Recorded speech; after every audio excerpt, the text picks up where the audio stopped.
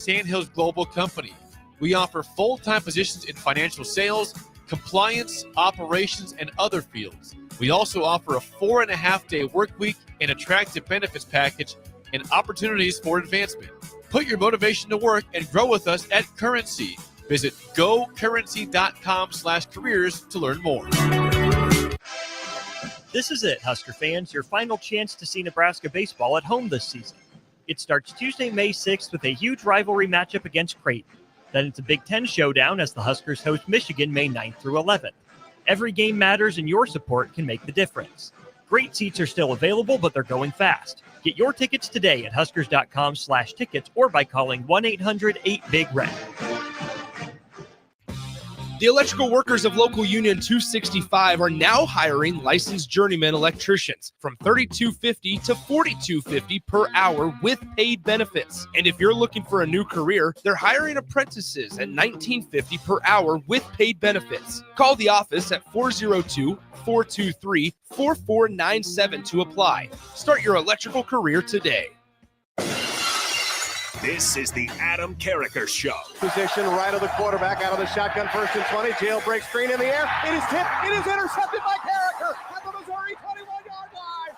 Live from the heart of Lincoln, America, 8-year NFL vet and All-American defensive lineman Adam Carriker. Shotgun snap to Everett. He's got the left arm going, and now he's got a whole lot of Adam Carriker who rips him down inside the 25-yard line. On 93.7 The Ticket and theticketfm.com. Here is your host, Adam Carriker. No, ladies and gentlemen, do not adjust your calendars. It is indeed a Wednesday, and my big fat butt is indeed, although it is thinner than it was a while back, is indeed sitting in this chair. All right. Decided not to come in yesterday because, well, apparently I grew a whole year older just in one day alone. Had a great birthday. Had a lot of fun. All right. How was it without me? How did DP and Steve do? I want you to, they do this every week. But since it was on Tuesday, I feel the need to have you relate to me for the world to hear a grade for them. It was a bit weird. I think the worst grade was for me because I couldn't figure out what day it was too. I just kept having a problem with that. But no, they did a good job kind of breaking things down and having some fun there on a Tuesday. And now we can have some fun on Wednesday. You know, I almost got complimented by my kids yesterday. Almost. They came really close. My son goes, he was at his baseball game the other night. It was funny. I could kind of see their coach looking at me out of the corner of his eye. But he was like, I don't know, 20, 30 feet away, so I didn't think much of it. He goes, so me and the coach and about 2 or 3 players, we were debating, Dad, how many normal-sized men it would take to take you down. And I was like, oh, well, that's nice. And he goes, in your prime. And I was like, oh, well, what does that mean? Like, he's like, in your prime. We decided that it would take 60 to 65 normal men to take you down. I was like, in my prime, what am I, chopped liver now? And I was like, it was almost a compliment. You know what I mean? Almost a compliment. That's all right. I'll take it. You take it when you can get it, especially when it comes to teenagers. I thought that was 60 to 65. That's a lot of people. That is a lot of people. And he said the average, they actually looked it up, the average size man. And I was like, they said it's 5'8", 160. And I was like, no, I thought it was like 5'10", 5'11", 180, 185. And I guess obviously maybe if you just go American men, I think we tend to be a little bit bigger over here. A few more cheeseburgers. Yeah. That's what he said when I said it. I wasn't going to say it, but go ahead, Jake. No, 5'10 and a half, 5'11", 180, 185 over here in America. But I almost felt complimented. And then he said, in your prime, which clearly means, like 40 years ago in his mind. All right, we got a loaded show today. Again, ladies and gentlemen, before we dive into this, Jake, we don't spend a ton of time on this, but have you heard about this? The anonymous Colorado fan identifying himself as John Doe that is suing the NFL for $100 million due to the emotional distress caused by Shedeur Sanders dropping to the 5th round of the NFL draft. Have you heard of this? I've heard of it, and I mean, I know people sit back and they wait for their lawsuits on anything, but my goodness. Emotional. He lives in Florida, a big-time Colorado fan, suing the NFL for $100 million due to his emotional distress of Shedeur Sanders falling to the 5th round of the NFL draft. You like Waffle House? I know there's not many Waffle Houses here in Nebraska. You ever been to a Waffle House? You like Waffle Houses? Yeah, sure. I love Waffle Houses. All right. And when I was training down in Houston, that was really my first for the combine and for a Senior Bowl and for the NFL draft. I trained down in Houston. That was really my first introduction to Waffle Houses. And so I love hot chocolate. I know, random, 41-year-old guy, clearly like 40 years past his prime. Just talk to my son. He'll tell you all about it. But I love hot chocolate. It's like this thing I've always had ever since I was a kid. Lots of whipped cream. Don't even ask me. Just say more. And I'm just gonna be like more. I love it. About 10 years ago, outside of Denver, I can't remember. I used to go back and forth to DC all the time for various things. And I had a connecting flight and I went to a Waffle House and we don't serve hot chocolate anymore. I'm like, why?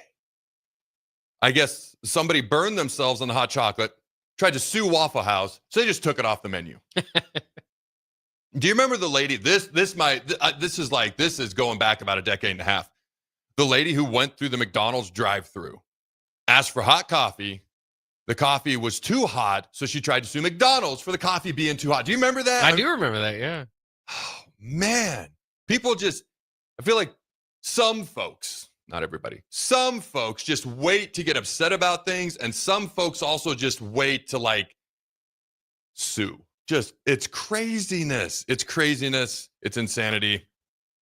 All right. You think there's any validity to this?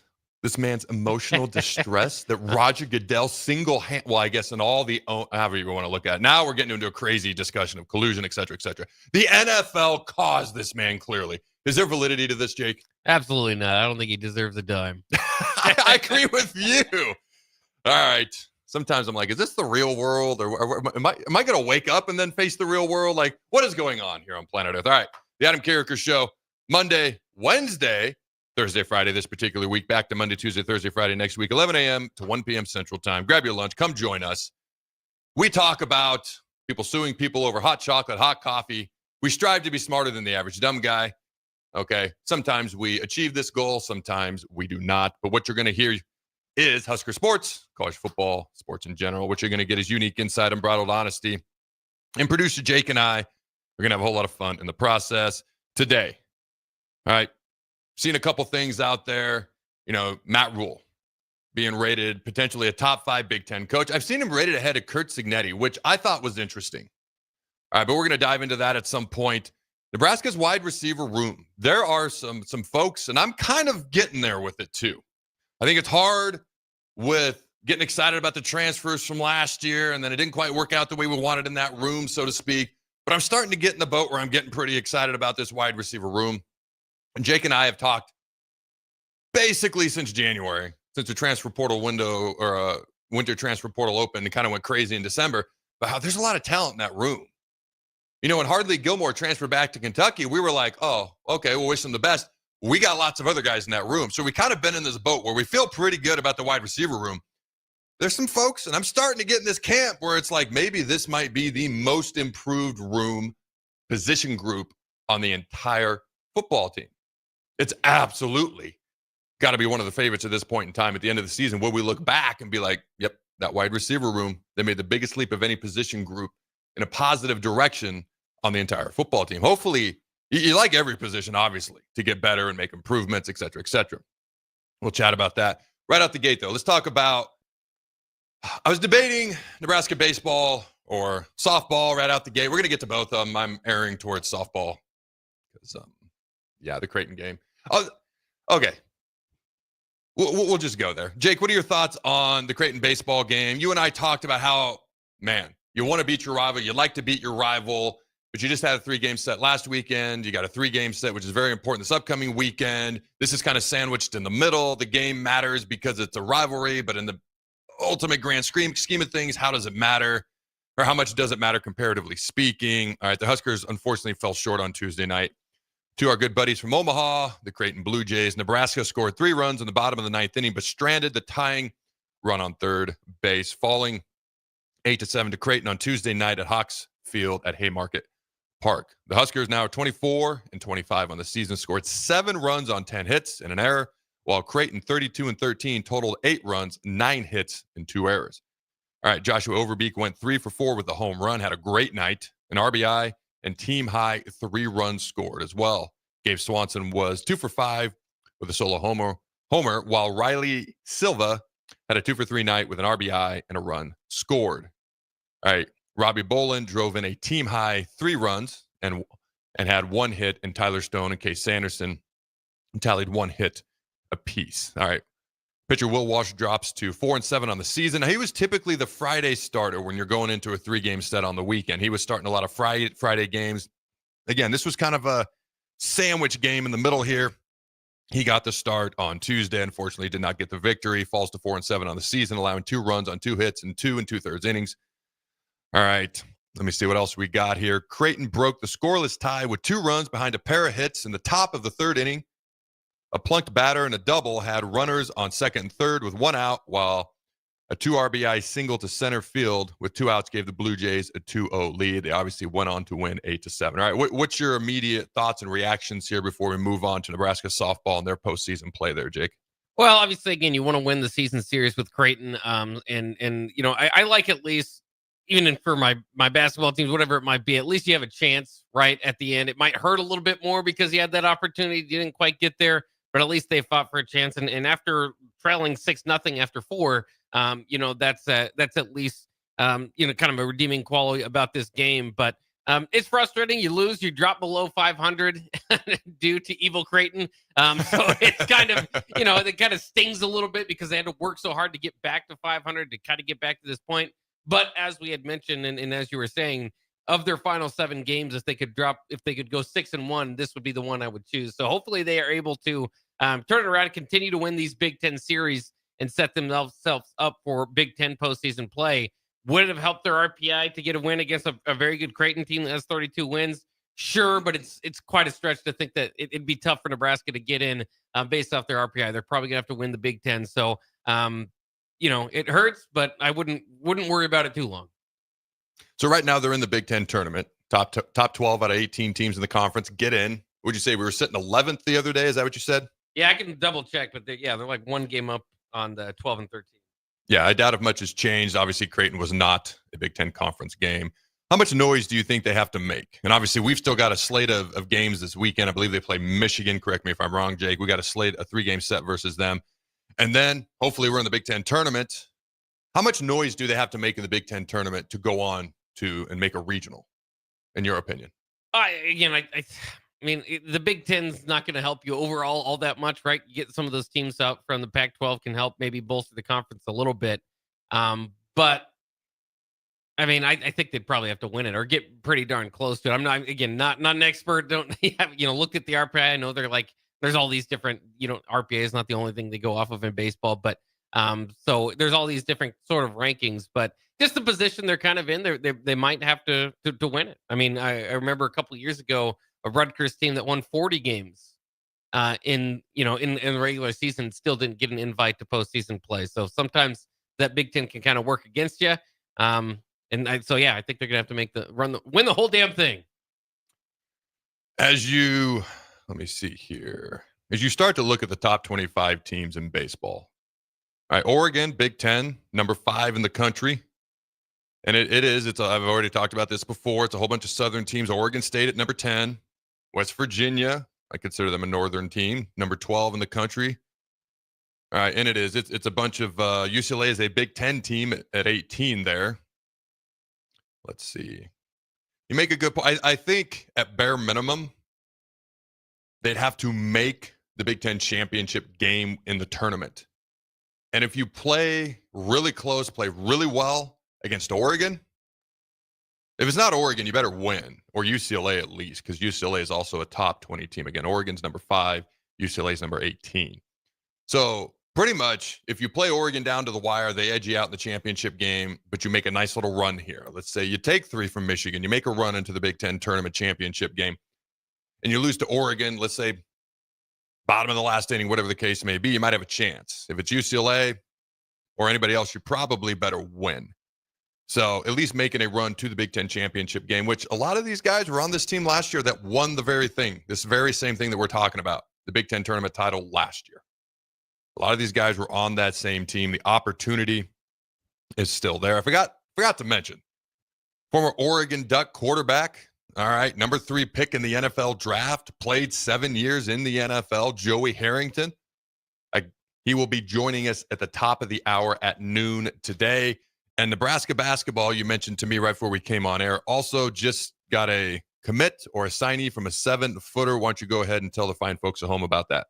Yeah, it's a big commit for Nebraska. It's actually a player out of high school, which not used to, right? And mostly hitting the transfer portal. But Nebraska has landed a commitment from 2025 4-star center Leo Curtis, the 7'1" Icelander, is the number 84 player in the class, according to On3, and ranked number 11 at center. He can stretch it. He can shoot beyond the arc, shot 42% from 3-point range in this past year. Former Arizona State recruit, but now is committed, or excuse me, commit, but now committed to Nebraska. Of course, it's going to be a lot of new blood for Nebraska to go along with Rink Mass and Connor Recision and some of those guys. Sam Hoiberg, certainly. DeMarcus Lawrence making his return. But more importantly, I think with this commitment, this is probably, a 7'1". You kind of want to watch his tape and make sure some of those guys don't always translate. Looks like he will pretty well. I just assume that he's going to compete right away for minutes. And so you look at Nebraska's height, some of the players they can play with Rink Mass, Berke Buchengel, now Leo Curtis, Ugnius Yarosavicius, who they got in the portal, even their kind of forwards and Price Sanford and Jaron Garcia. Whether they're big or long, Nebraska looks like they got another Big Ten ready as far as length goes again for this roster. 7-footer out of high school, top 100 commit, a guy that can shoot. When you're looking at big guys, unless you're like a Shaq, one of the top NBA players of all time, unequivocally, does a phenomenal job on TNT talking and breaking down NBA basketball. And his back and forth with Charles Barkley is absolutely phenomenal. But the dude couldn't shoot a free throw to save his life. He's about the only exception that I can think of, because most of the time, if you're 7 foot or over, whether you're, as you mentioned, going to work out or not, a lot of times it comes down to, can you shoot? Or do you rely on just being 2-3 feet from the hoop all the time, because you're not going to get away with that? And so this young man can shoot. He can do a lot of good things, top 100 recruit. I feel like, and I remember before the Crown tournament, just being like, man, that was a rough way to end the season. Obviously, winning the Crown was much, much better. And we're just going to lose so much. It's hard to get excited about Nebraska basketball next year, even though, obviously it's a long ways away as far as the actual season starting. But with what they've done in the transfer portal, the shooters that they brought in, the size, the height, we're going to be much taller. We're going to be much better shooting team. And that's not a shot at the people from last year. Just because you're better next year doesn't mean you weren't good last year. At something means you got better. Again, how they're going to be on defense is a question mark I have. I think we're going to be exponentially better down low. I think we're going to be a better all-around shooting team. I think we're going to have more scorers on the team. How well we play defense is going to be a question mark for me. All right, Jake, you have to give an answer right now. You have to. Will Nebraska basketball, with the little information you have right now, will they be better next year than they were this past season? This past season was very interesting. So it's tough to even place where they were. Are you talking about during one of their losing streaks, or some of the big time wins against the top 25 opponents where they finished? But they were what, the 69th best team in the country? There you go. That's the barometer. Yeah. Do they get in the tournament? Do they make the Big Ten tournament? Do they get in the NCAA? Are they one of the best 68 teams in the country? I think so. I mean, there's enough there for me to believe that they have the potential for it. They're going to be a good shooting team, again, have size. So I do like their chances here. They've built a really good, it looks like a good roster, complete team to go out there and battle. Again, there's going to be some mismatches as far as maybe athleticism, and if they're not shooting well on certain nights. But I think this is a team that can make some noise. I think they should have, based on what they have, expectations to make the tournament. I was in such a rough spot at one point with the way the certain things were going, and I'm almost like, man, I feel like I've completely flipped. Like if you asked me that question without hesitation, based on a little information we have right now, I'd be like, yes, I think they're going to be better, because I think we could have been better last year had we just found a little bit more consistency, which obviously isn't the easiest thing in the world to do. I've talked about it's one of the hardest things for athletes to find, day in and day out, week in and week out, year in and year out. But my gut tells me yes. My gut tells me we're going to be bigger, better down low, just purely due to size that's been added and height that's been added. The shooting's going to be better. We won't be so reliant on one or two players to score quite as much, more balance, which is going to stress the defense. The question I have is our defense, how are we going to be there? How does that unfold? All right, that's a big question for me. But I absolutely I'm like, man, as we sit here right now, way too early talking about this in May, I'm like, yeah, I feel pretty good about our basketball team comparatively speaking going forward for next year. All right, Nebraska softball. All right, let me pull this up. The number 19 Nebraska softball team is set to travel to the Big Ten tournament this weekend in West Lafayette, Indiana. The Huskers ended with a 38-12 record on the season, 17-5 in the Big Ten. Nebraska finished in a tie for second with UCLA in the Big Ten standings. They earned the number 3 seed. UCLA won the head-to-head this year. All right, the number 3 seed going into the Big Ten tournament, I should say, will have a first round bye. The Big Red will open the tournament in a quarterfinal matchup, 10 a.m. Central Time on Thursday, May 8th, against either number 6 seed Iowa or number 11 seed Penn State, whoever wins that initial opening round matchup. Nebraska has won 10 conference tournaments in school history, including 6. All right, in the Big 8, in the Big 8, 3 in the Big 12, and 1 in the Big 10. The Huskers have made the championship game 15 times in their 40 all-time tournament conference tournament appearances in program history, including 2 championship game appearances in their first 9 Big Ten tournaments. Nebraska closed the regular season with a sweep of Maryland.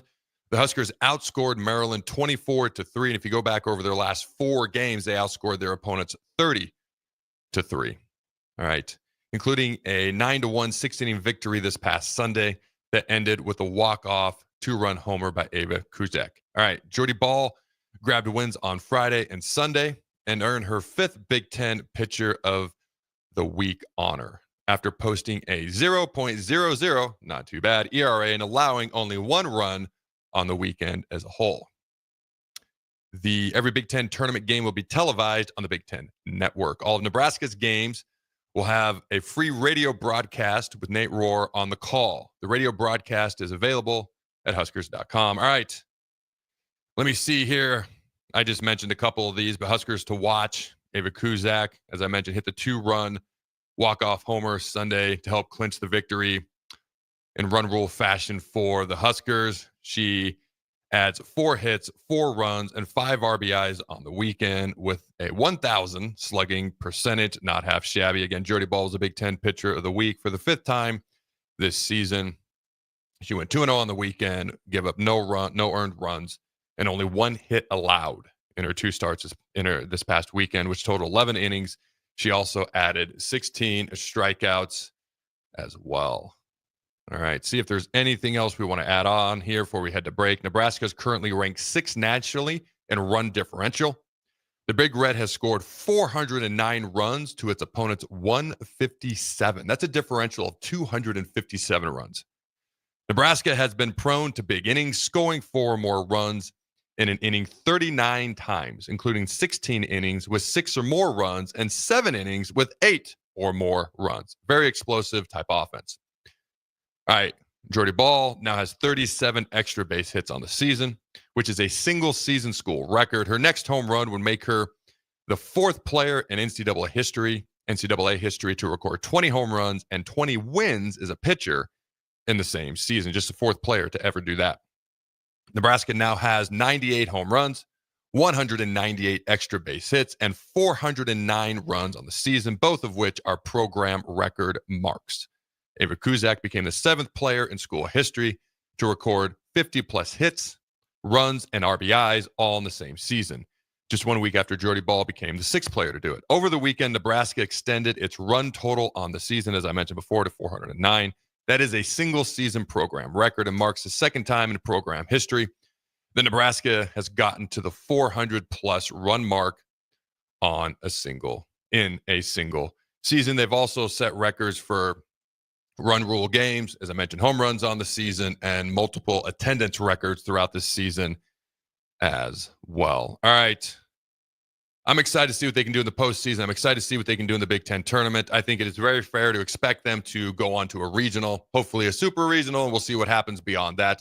But I'm pretty excited for the Big Ten tournament, Nebraska to do their thing this weekend. Hopefully they're playing Thursday. and Friday, and then the championship game on Sunday. You got any final thoughts before we head to break there, Jake? Oh, just that the Big Ten tournament is underway. It's already started, and it started with Penn State and Iowa. Nebraska will play the winner of that, and so that game now in the top of the fifth. Penn State up 3-1, and Penn State is the 11th seed against the 6th seed Iowa. So Nebraska, not saying you want an easier path, but it looks like the lower seed might go on to win that one, and Nebraska would then take on the 11th seed Penn State tomorrow. But we'll see. There's still a couple innings to go. Who do you want to play? If you could pick, who would you rather play, Jake? Because there's two ways you can go with this. Would you rather play the perceived lower seed, so maybe the easier team, or would you rather play Iowa? Either way. I suppose I don't think with this softball team, there's certain times when he's like, all right, I want to get an easier path. I think this softball team is one of the best in the conference. They don't necessarily need the easy path to get there. But at the same time, it does make you feel like it would be a little more. So, I'll take Penn State. They're leading. I'll take Penn State taking the win. I don't care. But if somebody said Adam choose, I would take Iowa, and I want to beat Iowa. That's just how it is. That's what I would prefer. All right, quick thoughts on the bowling team. They had a phenomenal season. Then we'll head to break. All right, the Huskers finished the season third in the NTCA rankings. All right, national champion was Youngstown State. All right, they ended up winning the national title this year in bowling. The Nebraska bowling team finished third again in the NTCA rankings as the 2025 May poll was released on Wednesday.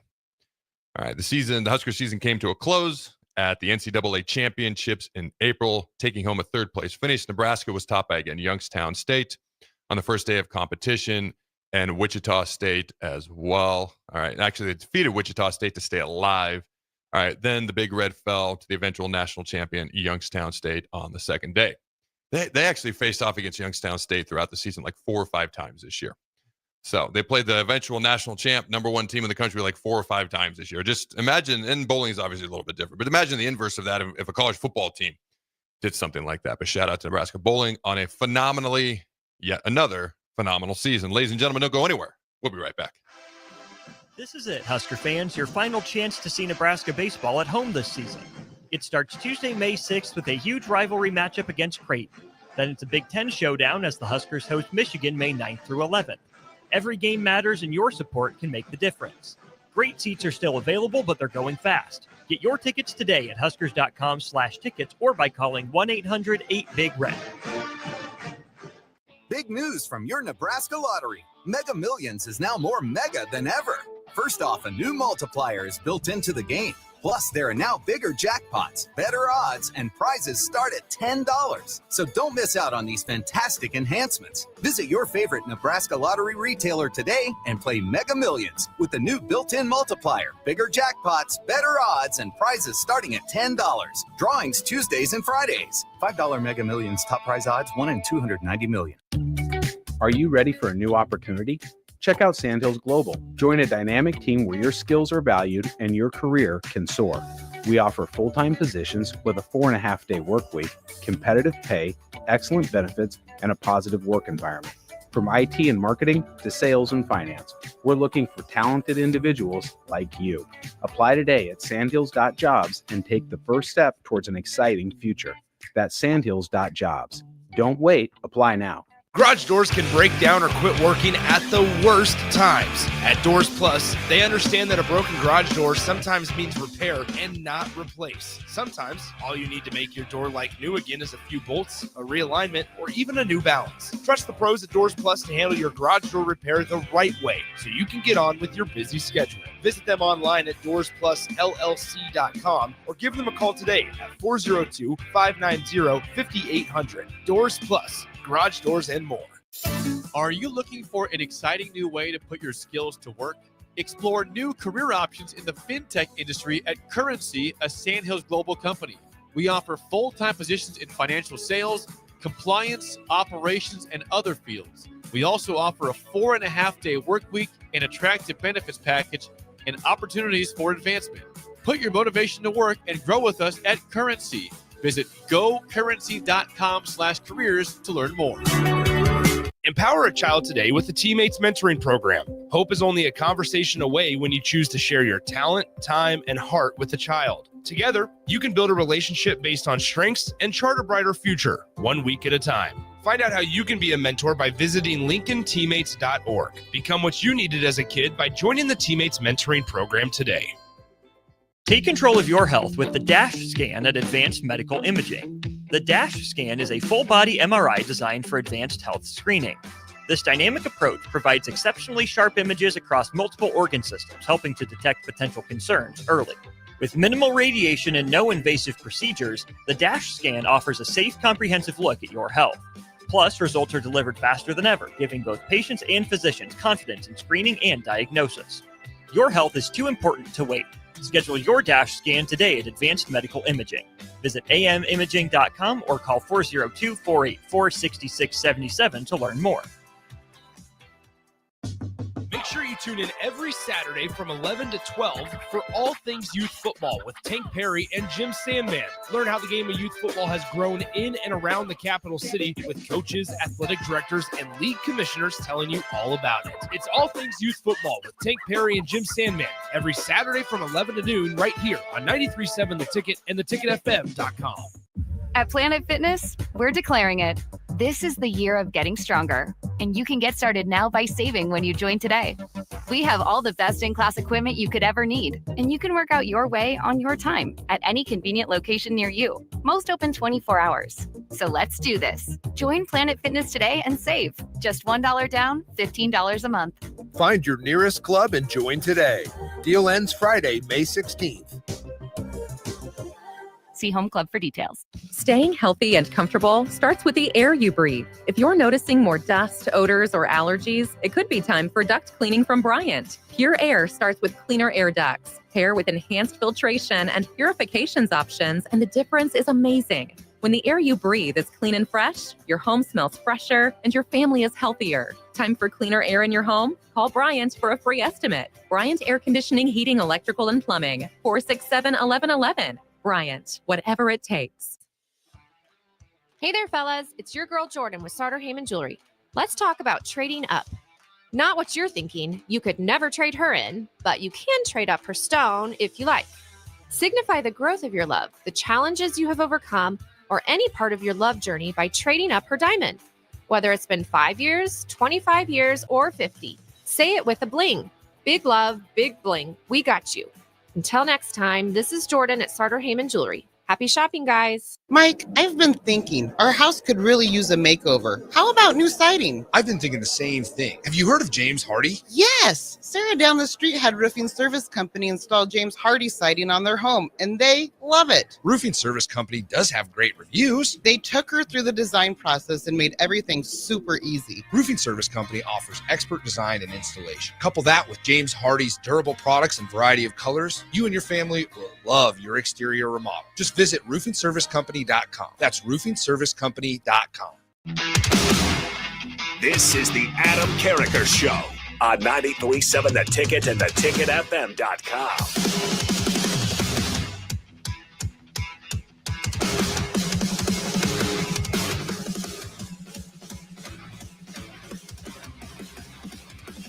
My wife asked me to take her to one of those restaurants where they make the food right in front of you.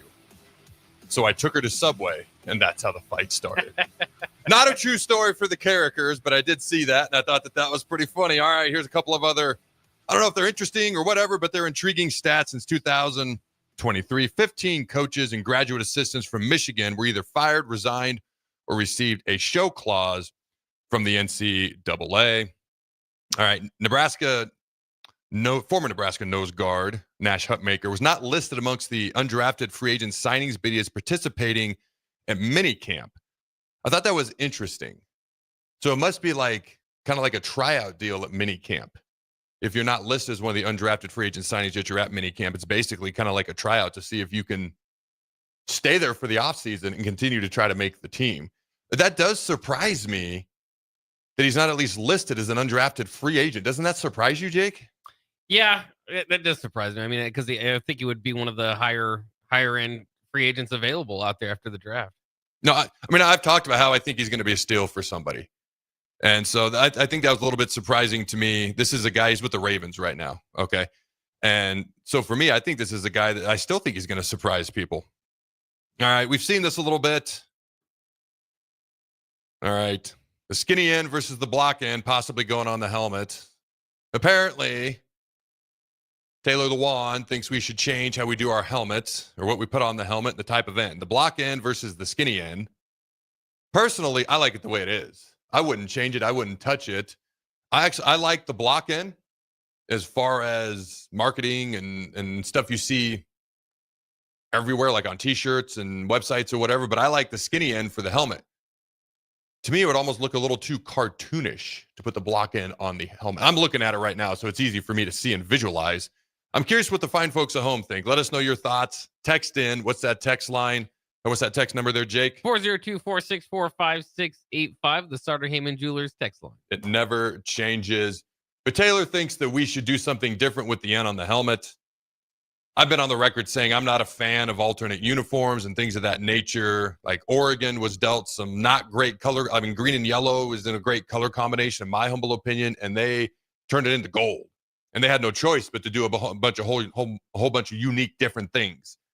Maryland, at times, they look like NASCAR to me sometimes with what they've tried to do out there. So to me, it didn't work as well with Maryland. I don't know. I've never been of the mindset of let's try to be one of the cool kids on the block because we should already be there. So I like the more traditional type stuff. I don't mind moving, changing it up every once in a while, but making a major change like that, I don't know that I'd be a big fan of it. I just don't think it would look better. What do you think, Jake? Yeah, I just think Nebraska's a historical institution. You're not going to change. You shouldn't change really anything about your look, especially a major overhaul.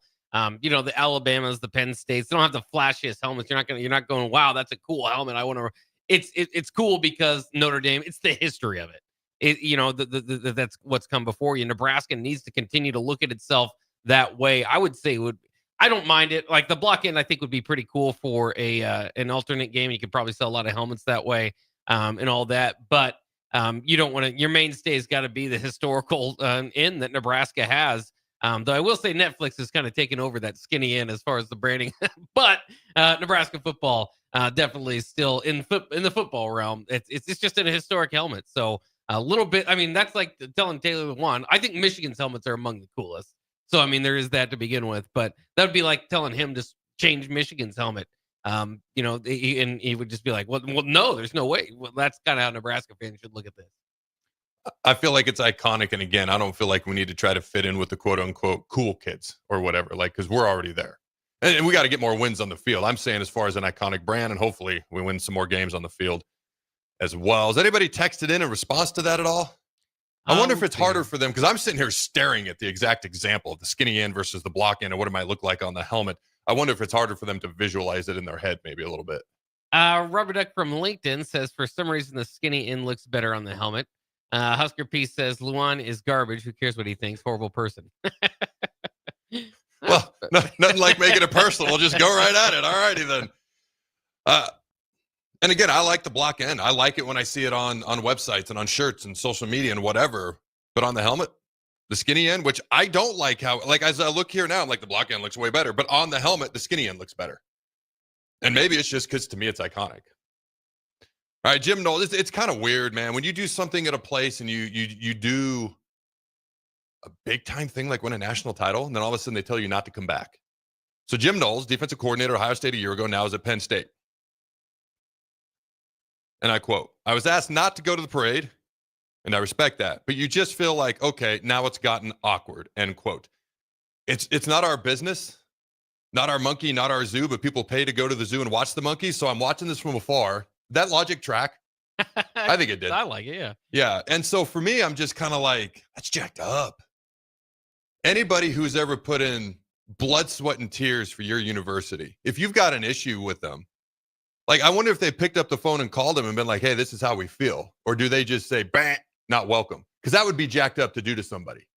If that's a former coach who just helped you win a national title, or to a former player, or it's weird when I look at this, I'm like, man, just to say, hey, you're not welcome here is really weird. I wonder if they just shut the door on him. I wonder if they had a conversation, got on the same page. Maybe the conversation didn't go well, but at least you have a conversation as opposed to just saying, bam, you're not welcome here. Because that would come across insanely What did he say? Awkward? That's about the nicest word that comes into my mind when I think of something like that. I don't know. What do you think? He was just their defensive coordinator. Chip Kelly also left, their offensive coordinator. Now he's the highest paid OC in the entire NFL, $6 million a year for the Raiders. He got a pay bump to go to Penn State. So obviously it's a rival. Maybe that lands a little bit different. Not maybe. That lands a lot a bit different. What are your thoughts when you read or see something like this, Jake? It's been interesting, like you said, from afar to look at it and how it all is breaking down. Is that they turned on him pretty quickly. So it is, like you said, he helped them win a title last year. He's one of the better known defensive coordinators in the game. Jumps to the rival, so I get why there's some animosity there, but especially like championship type of atmosphere and celebration and feelings, you should be able to put that to the side for now. At some point, these different players are going to be different coaches, all that stuff going to different teams, and maybe some of them your rival, maybe they aren't. Don't let the first one hurt you so much. So yeah, I mean, I think it's kind of funny and silly from afar, but I kind of like it too, because that lets you know how serious they take their college football there. Not our monkey, not our zoo. Still paid to get in and watch though, so here we are. I wonder if there was no phone call whatsoever and they just did this, bam, that's jacked up. But if there was a phone call and it just didn't go well, maybe that's a little bit different. All right, Clemson and Notre Dame have agreed to a 12-year football series running from 2027 to 2038. First of all, Notre Dame, just join a conference. They're not going to. Okay, I love this. Beyond that, I don't know why they haven't played more often. Like right now, Florida State and Clemson are easily the two most recognizable brands from the ACC. Notre Dame, easily one of the most recognizable brands in the entire country. All right, if you were to list out the top 5 most recognizable brands, not just the top 10 or 12, they'd still be there. So I think they're in Clemson. I forgot. We have that clip we got to play. There's a particular national pundit who has projected that Clemson may very well win the national title this year. Notre Dame obviously just played for a national title. So some good teams, at least for another year. After this year, I think Clemson might fall off a little bit, but we can dive into that a little bit later. But this year, they got a chance to win the ACC and make a run in the college football playoff. Them playing Notre Dame. I mean, this is, let me see here, a $3.6 billion type deal, according to the article that I'm staring at, by the way. So I don't think that hurts anybody's opinion between Clemson and Notre Dame when they were thinking about doing this, and that's for sure. All right, a couple other sports roundups real quick before we go to break. We've actually got to stay on track in this first hour today so we can call Joey Harrington on time at noon. Okay, this isn't a shot at anybody, but I'm not going to lie. I do very much enjoy the Colorado's on this list. I was going to share the list anyways, and then I saw Colorado's on here, so I was definitely going to share the list after that. Schools that have not won a bowl game in the college football playoff era since 2014. We are not on this list anymore. Charlotte, Louisiana Monroe, UMass, UTEP, North Texas. SMU surprised me. So that last year was their first year as a Power 4 team, but even as a G5 team, they've been pretty good, which is one of the reasons they went to Power 4, also the Dallas TV market. But I was surprised to see SMU on here. Indiana's on here. Obviously, before last year, it hadn't had a ton of success. Colorado State, I know a bunch of people within that program. Tim Cassidy just actually retired from Colorado State. Jay Norvell is the head coach. There's a whole bunch of people there that I know. Actually got to watch some of their spring practices, go inside their weight room, chat with some guys on their team recently. And so that one just makes me sad because I got like a personal tie. I'm like, oh, but then Colorado's there. So again, I was going to share the list anyways. That just made me more definitive that I was going to share it. All right, a couple other sports roundups before we head to the break here. All right, Allie Battenhorst for the Supernova. She's been playing really, really, really well. All right, in a recent match versus the Atlanta Vibe, had 15 kills, 7 digs, hitting .481, insanely good. All right, and she's been playing incredibly well. I wanted to give her a shout out, at least over this past weekend.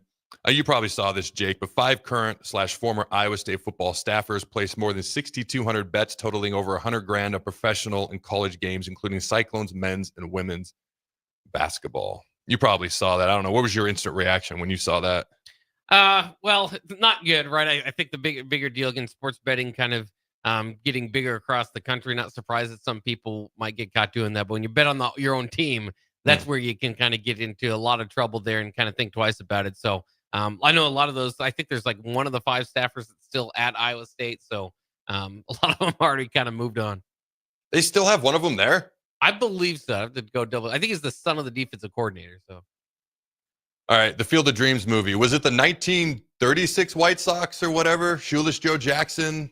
But it like happened in real life, but then they kind of incorporated into the Field of Dreams movie with Kevin Costner. Like they threw the World Series and got kicked out of baseball. I'm gonna look it up real quick. Do you remember was it the Black Sox scandal? Was it the Black Sox? Is that what it was? Well, yeah, it was the White Sox, but it's called the Black Sox scandal. I think that was closer to like 1919 or so, but I'm gonna look it up real quick. Black Sox scandal. All right. The Chicago White Sox team that was implicated in throwing Black Sox back then, the 1919 World Series, known as the Black Sox scandal, were the team in 1919, 18 Black Sox players, including, they list them all out. Okay. Shoeless Joe Jackson is the one I think most people remember simply because of the movie with Kevin Costner, Field of Dreams. They were accused of conspiring with gamblers to lose the World Series to the Cincinnati Reds. Oh man, it's like you said, it's tough enough when you're just doing it. When you do it with your own team, and again, I don't know more details of what's in the movie and what I just read, but obviously I think they were kicked out of baseball for it, so they must have found some things there. But man, when you do it with your own team, that is tough. That is for sure. All right, I tried to get through some quick sports roundups there. We'll come back to more Nebraska specific things when we return. Real quick before we go. Troy Dannon, newest member of the College Football Playoff Committee. Instant thoughts. Go. It's good if Nebraska's in the conversation. We got our guy on the inside. The plan is unfolding exactly as we thought it would. Don't go anywhere. We'll be right back. Are you looking for an exciting new way to put your skills to work? Explore new career options in the fintech industry at Currency, a Sandhills Global company. We offer full-time positions in financial sales, compliance, operations, and other fields. We also offer a 4.5-day work week, an attractive benefits package, and opportunities for advancement. Put your motivation to work and grow with us at Currency. Visit gocurrency.com/careers to learn more. At Planet Fitness, we're declaring it. This is the year of getting stronger, and you can get started now by saving when you join today. We have all the best in-class equipment you could ever need, and you can work out your way on your time at any convenient location near you. Most open 24 hours. So let's do this. Join Planet Fitness today and save. Just $1 down, $15 a month. Find your nearest club and join today. Deal ends Friday, May 16th. See Home Club for details. When you're outdoors beneath Nebraska skies, adventure comes in all sizes. From quick escapes and long weekends to true off-the-grid retreats. Paddle, hike, camp, explore. Whether you have a few hours or a few days, we'll guide you to a state park or recreation area that's a perfect fit. Start your next adventure today at yournebraskaparks.com. Sponsored by Nebraska Game and Parks, aired with the Nebraska Broadcasters Association and this station. Are you ready for a new opportunity? Check out Sandhills Global. Join a dynamic team where your skills are valued and your career can soar. We offer full-time positions with a 4.5-day work week, competitive pay, excellent benefits, and a positive work environment. From IT and marketing to sales and finance, we're looking for talented individuals just like you. Apply today at sandhills.jobs and take the first step towards an exciting future. That's sandhills.jobs. Don't wait, apply now.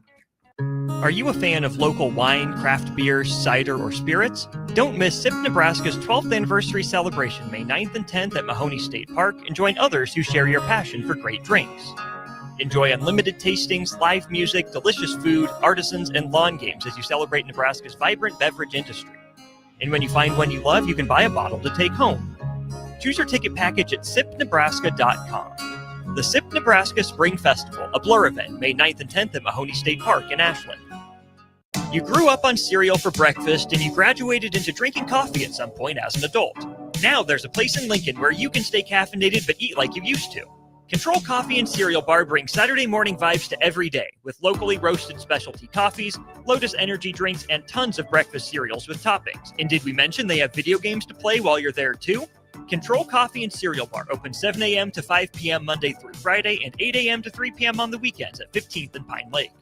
Rosie's Sports Bar and Grill, open for lunch and dinner at 1501 Center Park Road, just south of 14th and Highway 2. Your new Total Wine in Lincoln has the largest selection of wines, spirits, and beers, plus totally low prices and friendly service from our helpful guides. With over 8,000 wines, 4,500 spirits, and 2,500 beers, you're sure to find your favorites and something new. You can even order delivery, in-store, or curbside pickup. Find what you love what you find, only at Total Wine and More. Now open in Lincoln next to Gateway Mall. Drink responsibly, B21. Get ready for the largest dirt late model event in Nebraska, race fans. The Lucas Oil Late Model Dirt Series is heading to Eagle Raceway's High Bank Heist on Thursday, May 15th through Saturday, May 17th. See the greatest dirt late model stars in the country compete for $10,000 to win on both Thursday and Friday, and an enormous $50,000 to win 75-lap main event on Saturday. The High Bank Heist, May 15th through May 17th at Eagle Raceway. For more info, visit eagleraceway.com. Let's go Lucas Oil Late Model Racing. Eagle Raceway, just 10 miles east of Lincoln on O Street. Spring sports are here and it's time to upgrade your equipment. But don't go rushing to your big box store. Play It Again Sports is your place to go for all spring sports equipment for baseball, softball, golf, and disc golf. Play It Again Sports has quality, slightly to gently used equipment, and 50% of their inventory is actually new equipment. And don't forget, buying from them is a great way to get new products with great discounts by also bringing in your used items for store credit or cash on the spot. Play It Again Sports at 48th and Vine. It pays to participate in LES Peak Rewards. You can earn a $25 gift card when you enroll your qualified smart thermostat in the program. Help curb electric demand and sign up today at les.com/peak rewards. This is the Adam Carriker Show on 93.7 The Ticket and theticketfm.com. Welcome back, ladies and gentlemen, to the Adam Carriker Show here on 93.7 The Ticket. We must be on time when we call Joey. Per usual, we're a little behind in the first hour, so we shall move quickly. We got a couple things off the text line, but real quick, we're still pretending that academics matter, apparently. Akron's football multi-year academic progress rate has dropped below 914. The Zips are now ineligible for bowl games due to academic reasons. That matters, I guess, because we play them early on in the season in our non-conference. I don't know why we're pretending academics matter. Your thoughts on anything off the text line there, Jake? Yeah, it's too bad for the Zips. I'd like to see them at least have the opportunity, but I don't know. I don't want to hear anything about Akron, anything off the field until we play that game, of course. Dating back to Scott Frost and the thunderstorm. Let's get the game played. Yeah, I just want to play Akron, move past that portion of our life, and then move forward. But yeah, a couple thoughts off the text line real quick to some of the thoughts we've had so far. I think it's frickin' Lincoln. Be careful when I say that. All right. I vote to have the skinny in on the helmet. And then 7826 says, what about an alternate helmet with the Huskers in script? Huskers. I've always liked the I call it the cursive Huskers. Is that what he means by script? Yep. I've always liked that. That's always been one of my favorite things. I remember the old school, it was like the Nebraska helmet was tilted. It had like the fullback bar in the front. You know what I'm talking about with the Huskers across it as well? That was always one of my favorite things. I had a sweatshirt, a black sweatshirt with the white helmet and the Huskers across it when I was a kid. I wore it skiing one year. I don't know why I remember that memory, but I loved how that looked. Hey, I'm open to it. For me, I don't want to feel like we're trying to, hey, everybody else is doing this, so let's try to fit in. As long as we're doing it because, hey, like, this is a good idea for us. We like you said, maybe you sell some helmets, make some money. Whatever the case, that's cool. But at the end of the day, I want to come back to who we are. Like Notre Dame, where every once in a while bust out those green jerseys. It's kind of their thing, unique to them. I'd be cool with that. Anything else from the text line? John in Cortland says, don't understand the issue, referring to the defensive coordinator jump. He said, he didn't take a job at Michigan. So Jim Knowles shouldn't be too mad at him taking a job at Penn State, as long as it's not Michigan. I agree. I'm trying to counter. I don't have a whole lot. I understand that he left. It's a team you're probably going to, I don't know if they play each other this year, Ohio State, Penn State. They seem to play each other every year, so they probably do. And if not, maybe the Big Ten championship game. So maybe it's because he left for what would be perceived lateral position. State defensive coordinator, more money. It's a rival. I'm sure that they perceive Penn State to a degree as a rival. I don't know. To me, it's about communication. Like, again, that's why I come back to if they communicated and things just didn't go well when they tried to communicate, hey, at least you tried. But if there's just no communication and you're like, you're out, up yours, not cool. So we don't know those details. We only have his side of it. Ohio State hasn't said anything. They probably will not. But it's just a sad situation. The man helped you win a national title. I would think that would be the emphasis, what he did for your university while he was there. Ladies and gentlemen, we come back. We'll be chatting with Joey Harrington. Don't go anywhere. We'll be right back. Make sure you tune in every Saturday from 11 to 12 for all things youth football with Tank Perry and Jim Sandman. Learn how the game of youth football has grown in and around the capital city with coaches, athletic directors, and league commissioners telling you all about it. It's all things youth football with Tank Perry and Jim Sandman every Saturday from 11 to noon right here on 93.7 The Ticket and theticketfm.com. Mike, I've been thinking our house could really use a makeover. How about new siding? I've been thinking the same thing. Have you heard of James Hardy? Yes. Sarah down the street had Roofing Service Company install James Hardy siding on their home, and they love it. Roofing Service Company does have great reviews. They took her through the design process and made everything super easy. Roofing Service Company offers expert design and installation. Couple that with James Hardy's durable products and variety of colors, you and your family will love your exterior remodel. Just visit roofingservicecompany.com. That's roofingservicecompany.com. Spring sports are here and it's time to upgrade your equipment. But don't go rushing to your big box store. Play It Again Sports is your place to go for all spring sports equipment for baseball, softball, golf, and disc golf. Play It Again Sports has quality, slightly to gently used equipment, and 50% of their inventory is actually new equipment. And don't forget, buying from them is a great way to get new products with great discounts by also bringing in your used items for store credit or cash on the spot. Play It Again Sports at 48th and Vine. Take control of your health with the DASH scan at Advanced Medical Imaging. The DASH scan is a full-body MRI designed for advanced health screening. This dynamic approach provides exceptionally sharp images across multiple organ systems, helping to detect potential concerns early. With minimal radiation and no invasive procedures, the DASH scan offers a safe, comprehensive look at your health. Plus, results are delivered faster than ever, giving both patients and physicians confidence in screening and diagnosis. Your health is too important to wait. Schedule your DASH scan today at Advanced Medical Imaging. Visit amimaging.com or call 402-484-6677 to learn more. Empower a child today with the Teammates Mentoring Program. Hope is only a conversation away when you choose to share your talent, time, and heart with a child. Together, you can build a relationship based on strengths and chart a brighter future, 1 week at a time. Find out how you can be a mentor by visiting LincolnTeammates.org. Become what you needed as a kid by joining the Teammates Mentoring Program today. It pays to participate in LES Peak Rewards. You can earn a $25 gift card when you enroll your qualified smart thermostat in the program. Help curb electric demand and sign up today at les.com/peak rewards. I tried to hide my cigarette smoking. Then I was rushed into emergency surgery to repair the damage smoking did to my heart. It shocked everyone because they thought I was healthy. Yet because I smoked, I had a severe heart condition that nearly killed me. My tip is, you may be able to hide your smoking from the world, but you can't hide from the damage smoking does to your body. Call the Nebraska Tobacco Quit Line, 1-800-QUIT-NOW, 1-800-784-8669. Paid for by Tobacco Free Nebraska. Aired with the Nebraska Broadcasters Association and this station. This is Lincoln's home for sports talk on the FM dial. Also online at theticketfm.com. On the internet. KNTK FM Firth, 93.7 The Ticket. This is it, Husker fans, your final chance to see Nebraska baseball at home this season.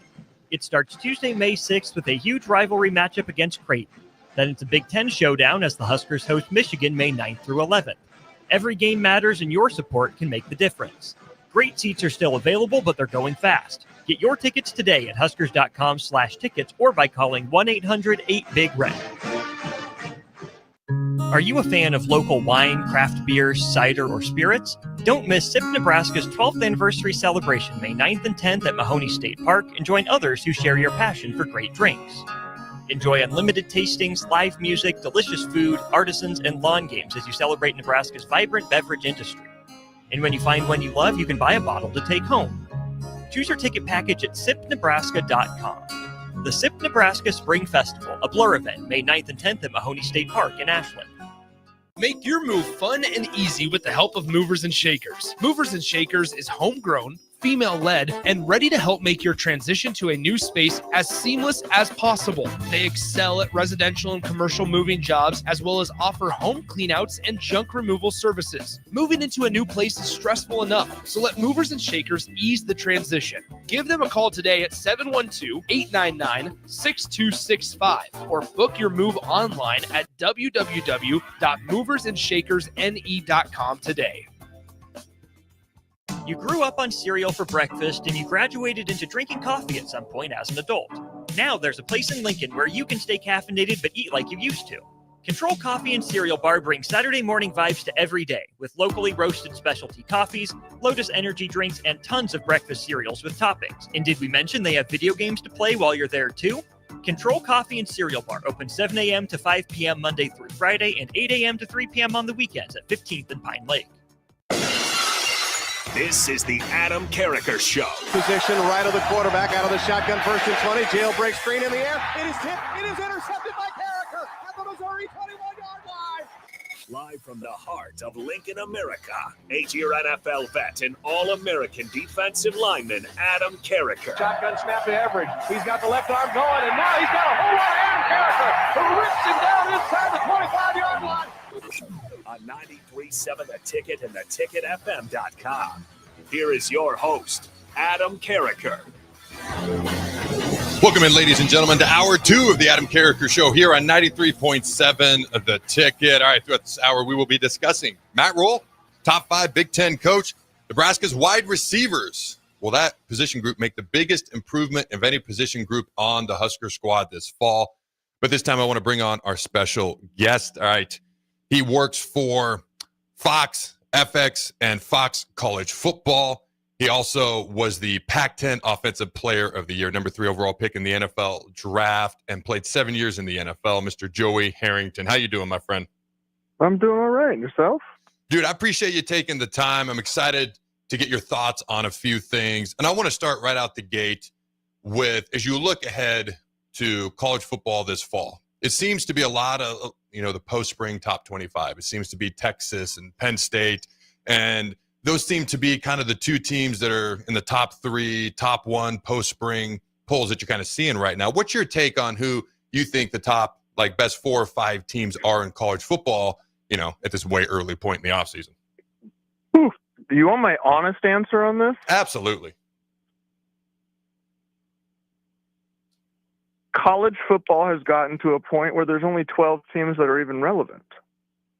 And until and I'll say within those 12 teams, it's going to vary year to year, and it's going to vary month to month, and it's going to vary whether or not someone chooses to opt out of his contract, thinking that he deserves $4 million instead of $2.5 million. It's going to vary whether or not somebody gets hurt. It's going to vary whether and so I've never been a big fan, or I should say I've never really gotten hyped up on recruiting and all that stuff, years ago, because I was always of the belief hey, you strap it up at Autzen, once you strap it up on Autzen Stadium, then I can make an evaluation. Then I can tell you what I think, because I have something to work with. It's not all hype. It's not all, hey, this kid was a 5-star. This guy's a great transfer.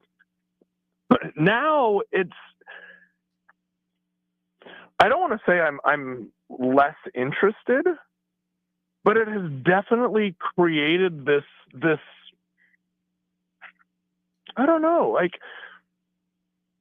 let me ask you this question. Why do you love, and I'm assuming that you do, but why did you love college basketball?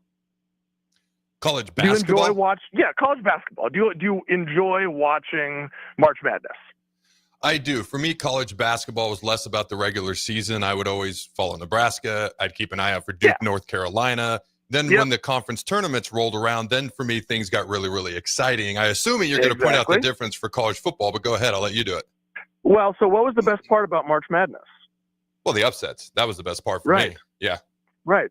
And because of the way college athletics are now set up, that will never happen again until it's been changed. And not just in college basketball, but it's going to happen it's happening in college football as well. The rich are truly going to continue to get richer.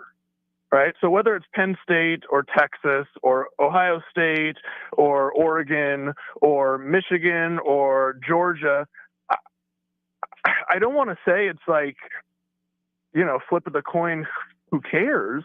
But like there's almost kind of you asked me who I think is going to be, this is kind of the basis of the question. Who do I think is the better of the two? Hell, I don't know.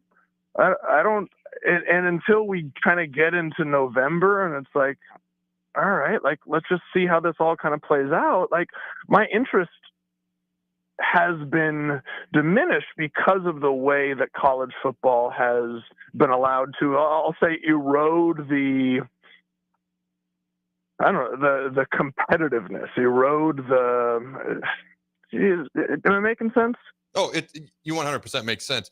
It's becoming more top heavy. It's becoming Big Ten. It's becoming SEC. And I've said it a million times on this show, so I'll give an incredibly short explanation of what I've said a million times. It's going to eventually become the top 40 to 50 teams.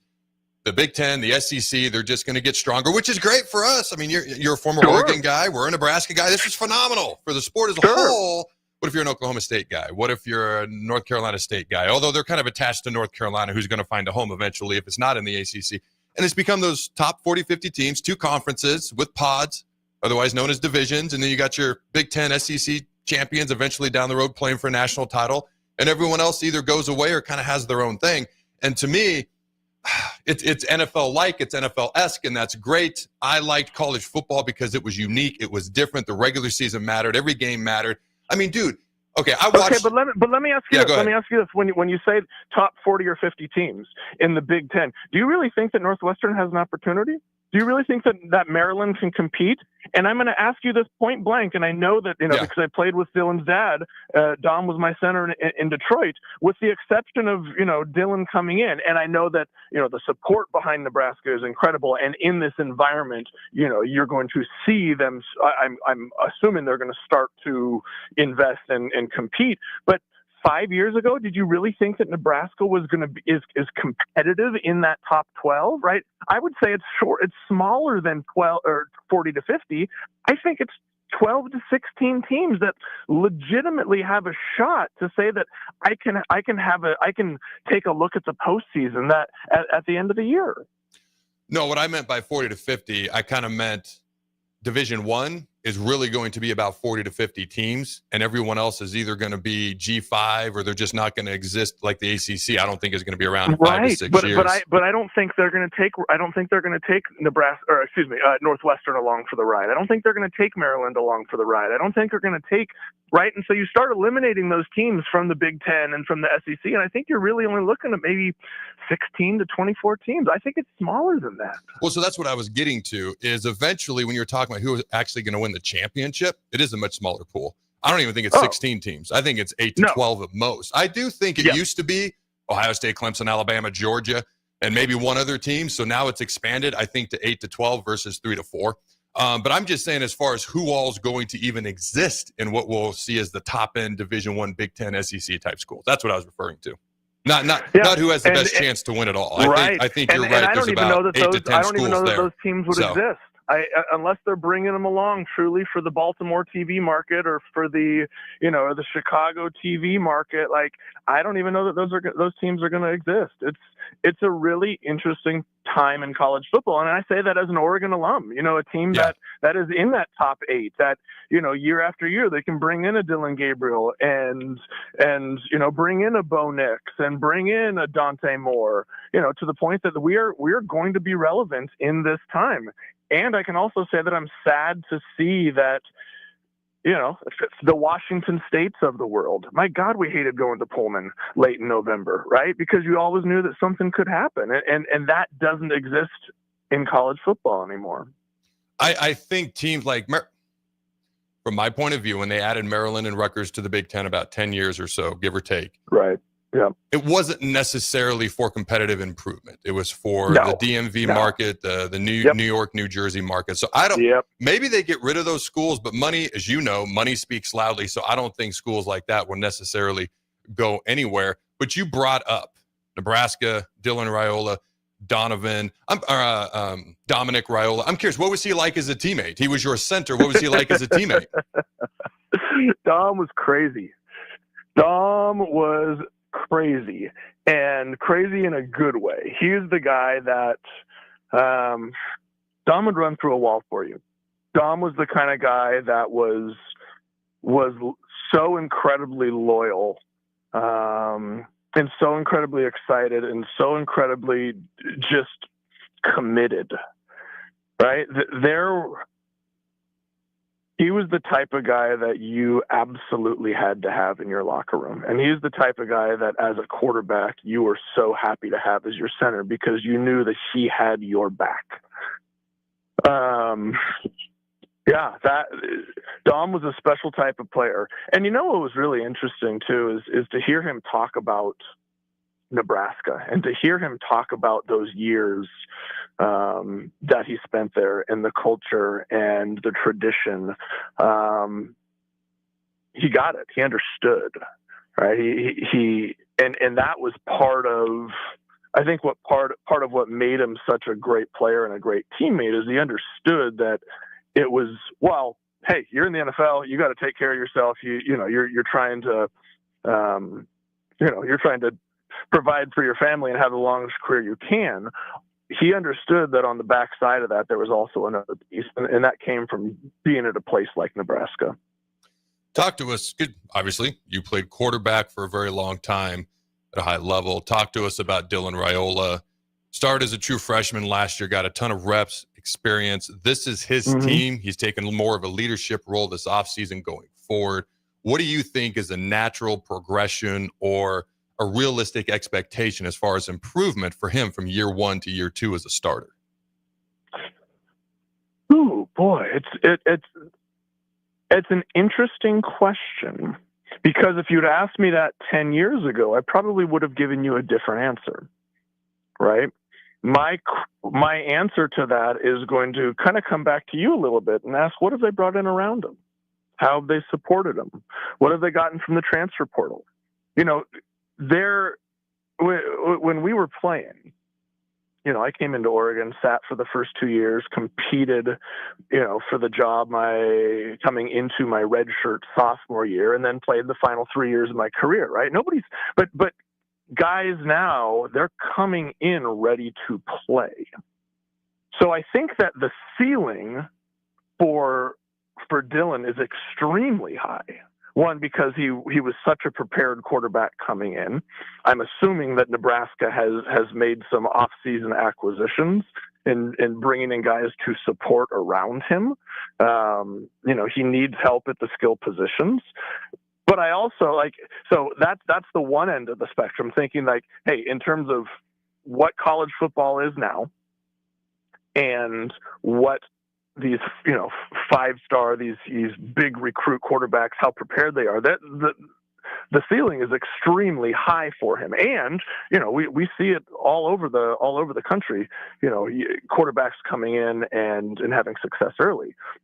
I think realistically, this is a step year, a growth year, a year where, if you were asking 10, 15 years ago, this is the year where they're going to go, they're going to go 8-4, 9-3. They're going to knock off a good team. They're probably going to lose to a bad team. 3/4 of his games are going to be pretty dang good. He's going to have a couple, fantastic, All-American type games, and he's going to have a couple of stinkers. Right? That's the old way of thinking, which honestly isn't that bad. Right? If I'm looking at the long term, or I'm looking at the long game, that's what I want from Dylan. I want him to still continue to stumble a little bit and learn and grow and set himself up for, future success. Now, does a 4-year career at Nebraska, is that in the cards for him? I don't know. So that window becomes shortened. This is all part of this same conversation, right? The game has changed. Is he going to be there for 4 years? Is that the plan? Or will he potentially be a first-round draft pick after next season? So you're expecting him to take a bigger jump this year. I think that he has an immense amount of talent that could take him to the top of college football, but you also have to remember he's 19? He's a kid. And he's going to have some growing pains. Yeah, he recently turned 20. To answer your question, they brought in Kentucky's top wide receiver via the portal, Isaiah Hunter, who led Cal in 3 different receiving categories. He's a freshman. He's got 3 years of eligibility left. We've got Ja'Cory Barney coming back, one of the better true freshman receivers in the country. They've helped him with skilled guys around him. They brought in some guys up front, Rocco Spindler, guard, a little bit of center as well from Notre Dame. So they've done their best to help him. As a national guy, when you look at Nebraska, I'm going to ask this, and I'm going to assume I already know the answer, but I'm curious what you have to say. When you say there's 8, 10, 12, maybe 16 teams that realistically have a chance to win the national title on any given year, I'm not going to argue with that, okay? Upsets are going to happen less and less in basketball and football. Do you see Nebraska as potentially one of those teams if the appropriate steps are taken, and let's say RHULE is a first-round draft pick after his 3rd year at Nebraska? Do I see Nebraska as one of those teams this year? No, let's say 2 years from now. Next year. 2 years from now. Next year? Okay, yeah. Potentially in 2 years. This year, no. Who are some of the other teams that you put in there? Penn State, Texas, Ohio State, Oregon. Who else? Well, I mean, every year it's got to be Georgia. Mm-hmm. Let's see. I'm curious to see where Michigan comes back this year. I'm always curious to see where USC lands, which is just like I don't think they're going to be in there, but having, grown up in the Pac-10, the Pac-12, you know, year to year, USC can be top of the table or bottom of the heap. Mm-hmm. Yeah. I mean, I think it's the same. I'm trying to think. You put me on the spot here. I was going to say Tennessee, but now Nico's gone. Milrow's gone at Alabama. I'm curious to see what happens there. Do you see Clemson as one of those teams still? Potentially, but probably not. I mean, you're really only looking. Oklahoma has made some big moves this offseason. Getting a couple guys, I believe, from Cal. Yeah, I mean, there's really, I'm going to say 8 to 10 teams that have a shot, and I don't think it's too far outside of that right now. What do you think is the biggest thing that Dylan needs to improve on going forward? Obviously, we've talked about talent around him, the team getting better as a whole. But when you're going from year 1 to year 2 as a starter, and you went through this, you were a little bit older as a player, okay, when you went through this, but what's the biggest thing you hope to see him improve on based on your experience as a starting quarterback in the past as well?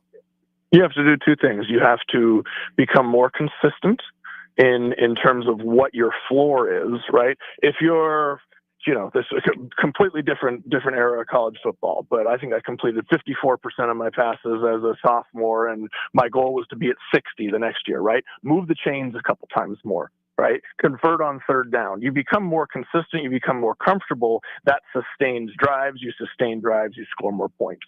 The flip side of that is making stupid mistakes, right? It is the ball that you throw into traffic that you shouldn't have. It's learning when to cut your losses. It's learning when to say, you know what, it's 3rd and 17, and I could try and force one over the middle, but you know what, it's probably best to punt right now.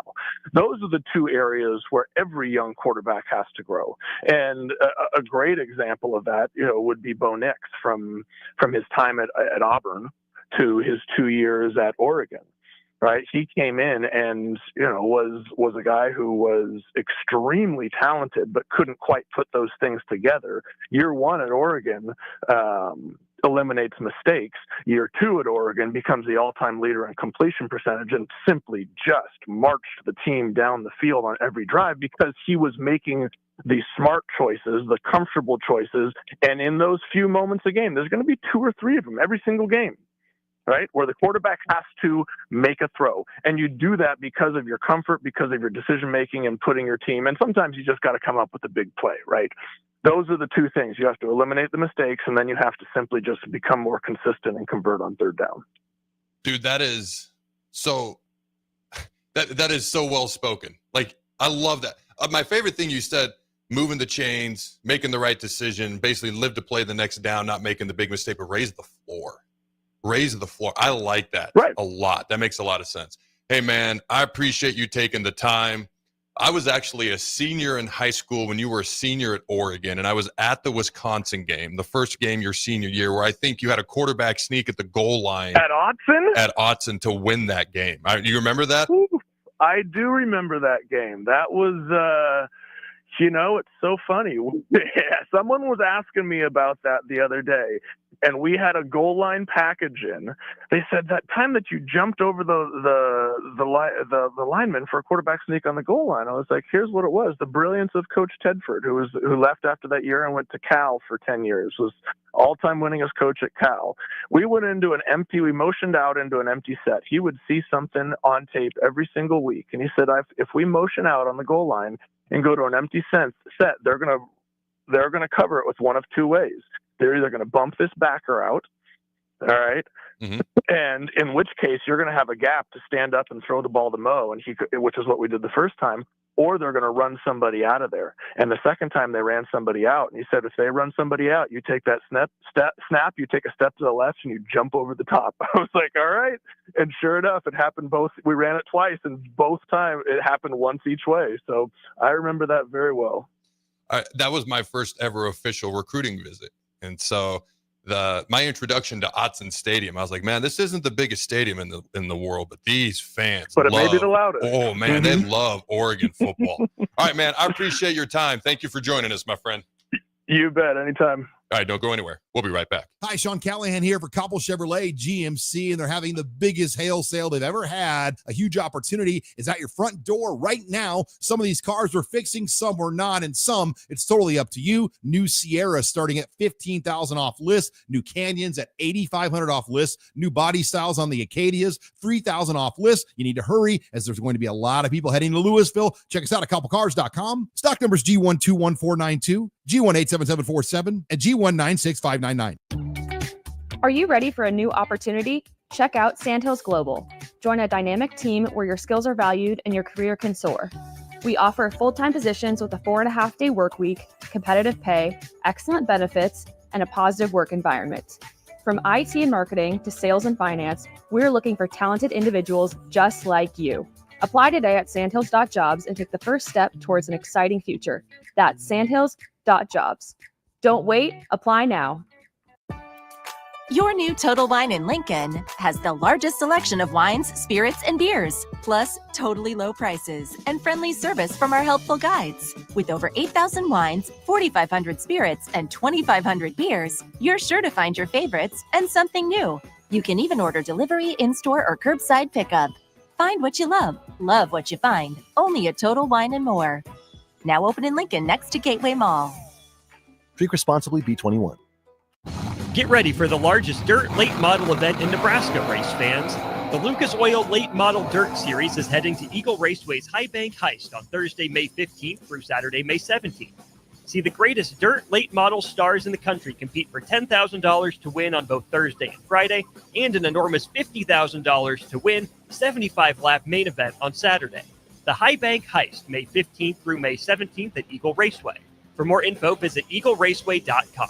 Let's go Lucas Oil Late Model Racing. Eagle Raceway, just 10 miles east of Lincoln on O Street. Attention all Wings fans, Buffalo Wings and Rings has daily specials that will make you want to stop in on all days of the week. Kids eat free on Mondays, and on Tuesdays enjoy 40% off boneless or traditional wings at a price that makes the whole family happy. And come back on Wednesdays for $1.39 chicken tenders all day long. Get to Wings and Rings today, 68th and O, or in Williamsburg Village. This is it, Husker fans, your final chance to see Nebraska baseball at home this season. It starts Tuesday, May 6th with a huge rivalry matchup against Creighton. Then it's a Big Ten showdown as the Huskers host Michigan May 9th through 11th. Every game matters and your support can make the difference. Great seats are still available, but they're going fast. Get your tickets today at huskers.com/tickets or by calling 1-800-8-BIG-RED. It pays to participate in LES Peak Rewards. You can earn a $25 gift card when you enroll your qualified smart thermostat in the program. Help curb electric demand and sign up today at les.com/peak rewards. When you were a kid, clubs were cool. Robotics club and space club and stuff like that. But what do adults get?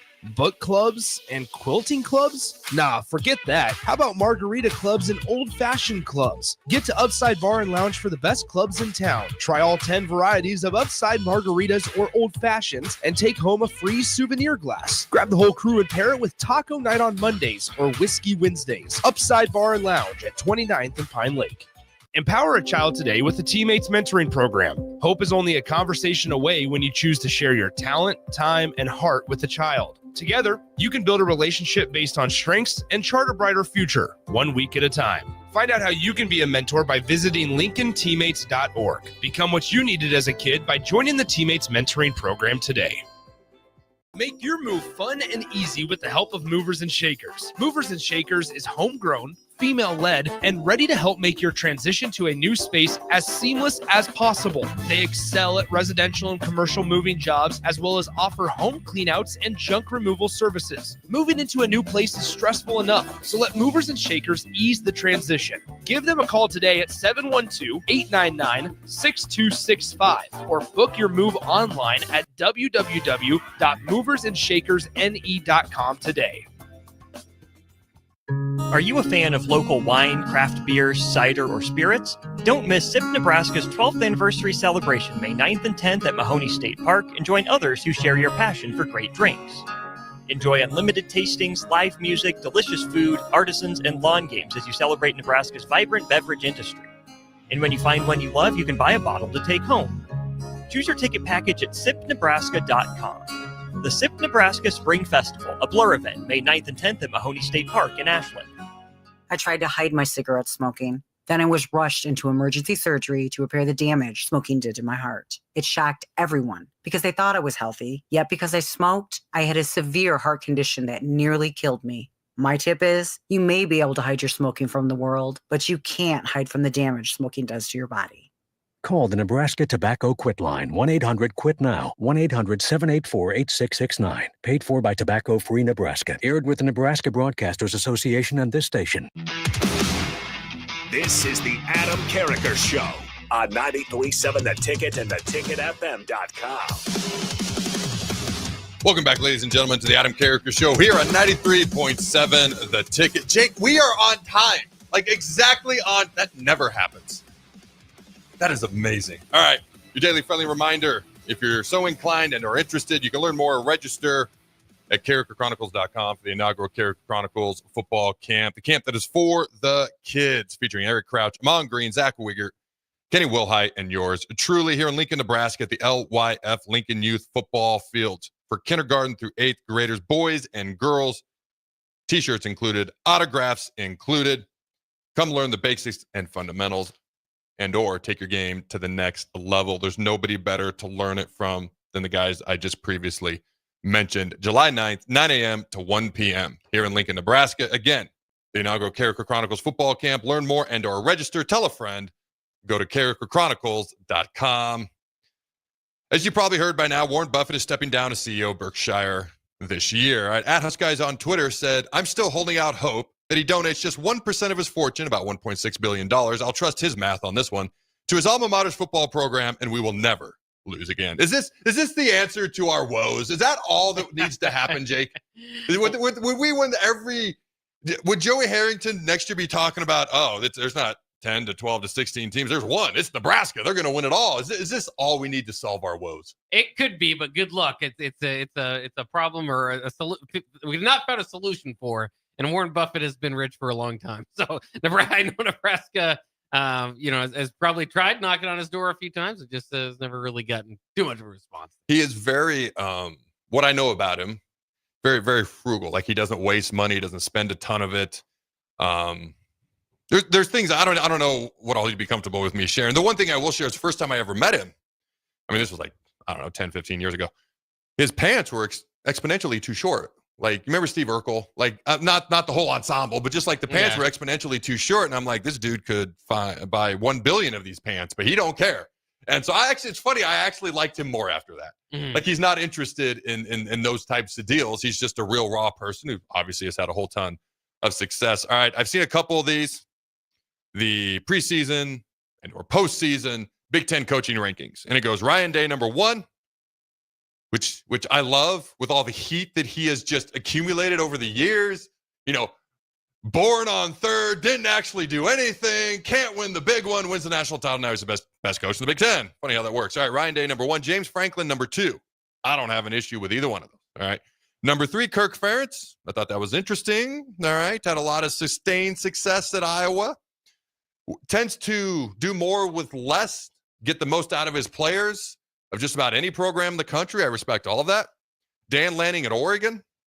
Don't have an issue with that. Here, I thought it got interesting, though. You know, right around this part, and this isn't a shot at Matt Rhule. He's 5th on this list, but it was interesting to me because he's ahead of Kurt Cignetti, and we know what Cignetti did in 1 year at Indiana. All right, and obviously we did not win in Indiana a year ago. So is it because he's been in the Big Ten 2 years? Kurt's been in the Big Ten 1. I was kind of intrigued by that. Matt Rhule was 5th. Kurt Cignetti was 6th. PJ Fleck was 7th. Brett Bielema is 8th. Lincoln Riley 9th. Greg Schiano 10th. And then Luke Fickell was 11th. Jonathan Smith, who I do think is going to climb this list. He's only been there going on year 2 now at Michigan State. He's a very good football coach. You keep going down the list, Barry Odom at Purdue, Sharon Moore at Michigan. I thought this was way too low in my humble opinion.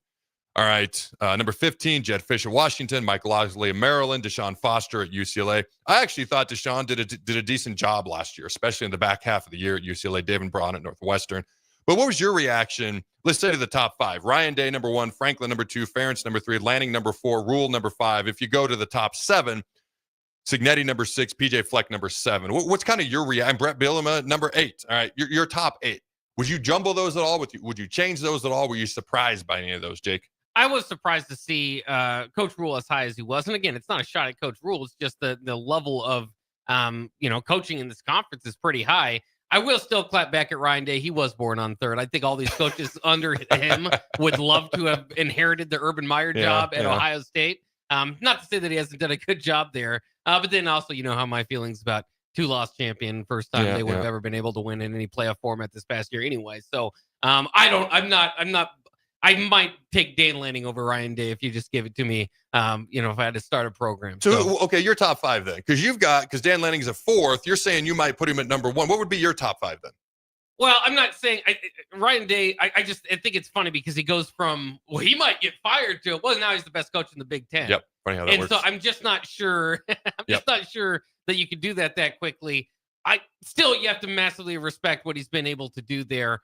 Even inheriting a great program. So I don't have a problem with it necessarily. My thing would just be that Nebraska and Coach Matt Rhule, it's hard to tell because these lists sometimes are like, what have you done for me lately? And Matt Rhule's spot's just kind of weird because he's kind of in the middle of, he had some success previously, hasn't done a whole lot at Nebraska. He did kind of move the needle. So it just kind of felt like, I don't know where they're judging it. I'm always shocked that Brett Bielema is as far back as he is on these lists. And I think it's because you're kind of looking at recent success. He's a 3-time Big Ten champion at Wisconsin and now has Illinois in a top 15 finish.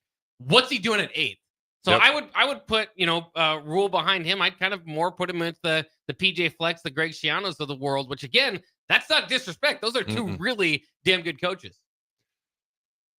Sharon Moore at 14. I'm going to give my thoughts here. I feel like I was with you. I was like, why is Brett Bielema not higher? 3-time Big Ten champion. Obviously, he was at Wisconsin before, a lot of success there. They finished top 5, top 10 a lot under his regime, probably more under his regime than they have since his regime, with all due respect to everyone who's coached there since. I think he should be higher. I think Sharon Moore at 14 is crazy. He's got a heck of a job to do there at Michigan this year. All right, and I've started to do a breakdown of each team in the Big Ten. Did you know that Illinois was 5-1 in one-score games last year? I wonder if people are like, they can't do that again, and they're kind of almost holding it against them.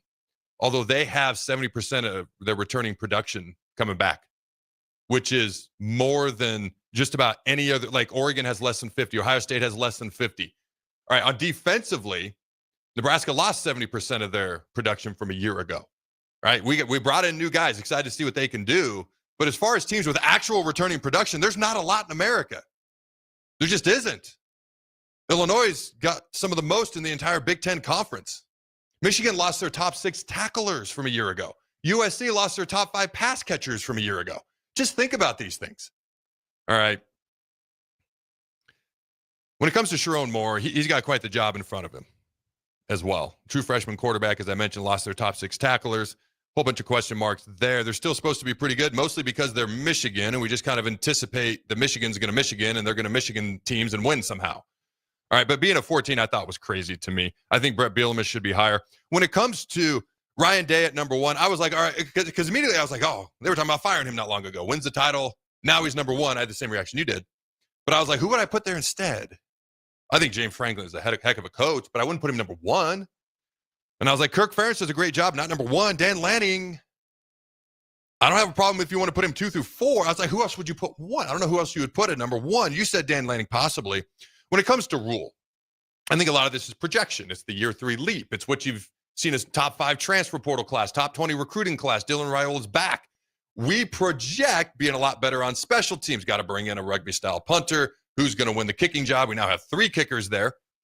Okay. Can one person emerge? Does one person, think about this world where you have a short field goal kicker, a long field goal kicker, and then a kickoff specialist potentially. I don't know if that's what's going to happen, especially if we end up with the 105 roster limit. But I do believe we're going to be better on special teams. Some questions that have to be answered. I think offensively we're going to be better. Defensively, I would like to just maintain what we've done. Okay, a top 20 defense the past 2 years, which I'm curious to see how that unfolds. If we could just maintain, I'd be happy with that. With RHULE, 5-7 year 1, correct? 7-6 last year, right? So technically under 500 is a combined win-loss, 1 game under 500. Again, that's not a shot. The numbers are what they are. Okay, 2 + 2 = 4, no matter how badly I may want it to equal 5 or whatever else. Okay, like Jake said, it's not a shot. But for me, I think there's projection in there, what Nebraska's going to do. And when I'm doing lists like this, I have a hard time projecting. I have to go off. I would probably do the last 3 years. There was a time when I would have done 4 or 5 years with the way teams change so much every year. I would do about the past 2 to 3 years. And if you do that, I'd even have to put Cignetti ahead of him, even though I think Nebraska will be better than Indiana next year. But that's me projecting. I thought Nebraska would beat Indiana last year. So when you're doing these things, I think RHULE gets the benefit of the doubt because of what he's done in the past, what he's done this offseason. I think there's a projection of optimism for this season for Nebraska, which I'm obviously a part of. Personally, I think Cignetti maybe could be ahead of him. Would you say we're 1-7 in our last 8 games versus Minnesota? And RHULE was a part of, 2 of those? Yeah. Okay. So he wasn't a part of all those. So PJ Fleck, as much as you may or may not be a fan of Row the Boat, et cetera, I do respect what he's done. So I just thought it was interesting. Now, here's what I will say. I do think by the end of next football season, we may look at this list and be like, yeah, RHULE should be ahead of Cignetti. Because I do think Nebraska is going to be better than Indiana. If Nebraska goes into Minnesota, we have more talent than them. I don't want to say it's not close. It is a clear-cut talent advantage on our side. Athleticism, speed. It's not like it's varsity versus JV. I'm not going to say that. That would be ridiculous. What I'm saying is there is a decided talent advantage for Nebraska, but who's better at football? They've been better at football more often than us, too often in recent history, as we all unfortunately know, and I hope that changes. But if we go in and all of a sudden you beat Minnesota like you're capable of by 2 touchdowns, maybe this list changes. Illinois, can they be 5-1 in 1-score games? I mean, they lost almost 50 receptions, over 1,000 receiving yards, and 14 receiving touchdowns last year with their 2 receivers who are no longer there. So that makes a difference. Can Luke Altmaier, he looked not very good 2 years ago. He looked like a completely different quarterback last year. He looked like the 4-star highly recruited kid out of high school that he was. Can he do that again with new faces at wide receiver? Because those 2 guys were pretty good.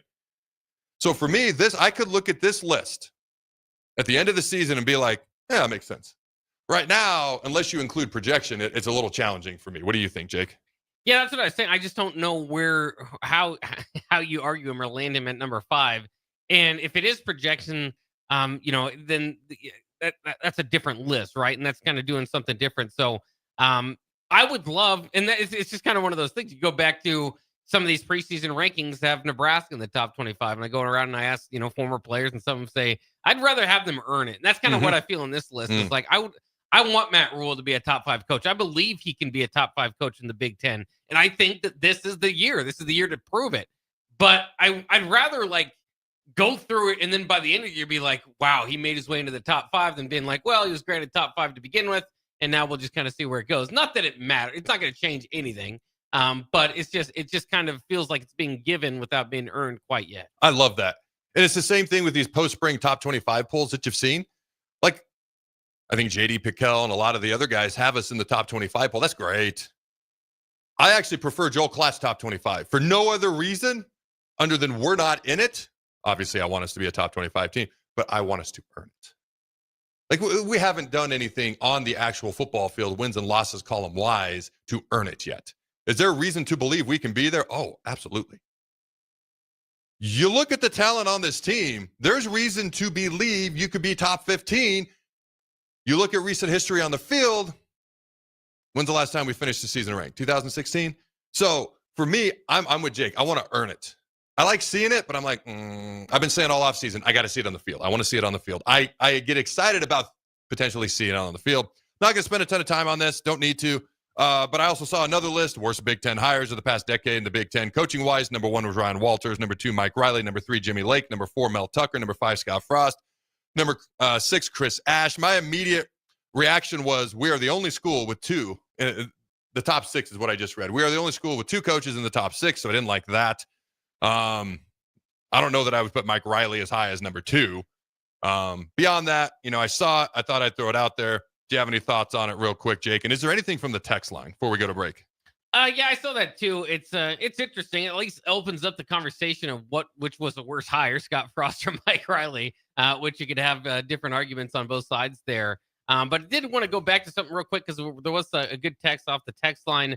One, Husker P says Ferentz should be number 1. Nobody does more with less. BJ in Wichita says Minnesota has had almost twice as many players drafted than us since 2018. So some arguments there on behalf of some of our rivals. But back to Jeremy Lincoln was talking about a great interview there with Harrington. He says, I'm curious in college football history, when more than 8 teams had a legit shot at the title. To me, I was born in 1986. It's always been maybe 8 teams. Programs have had it run since the early days. It's always been the same schools.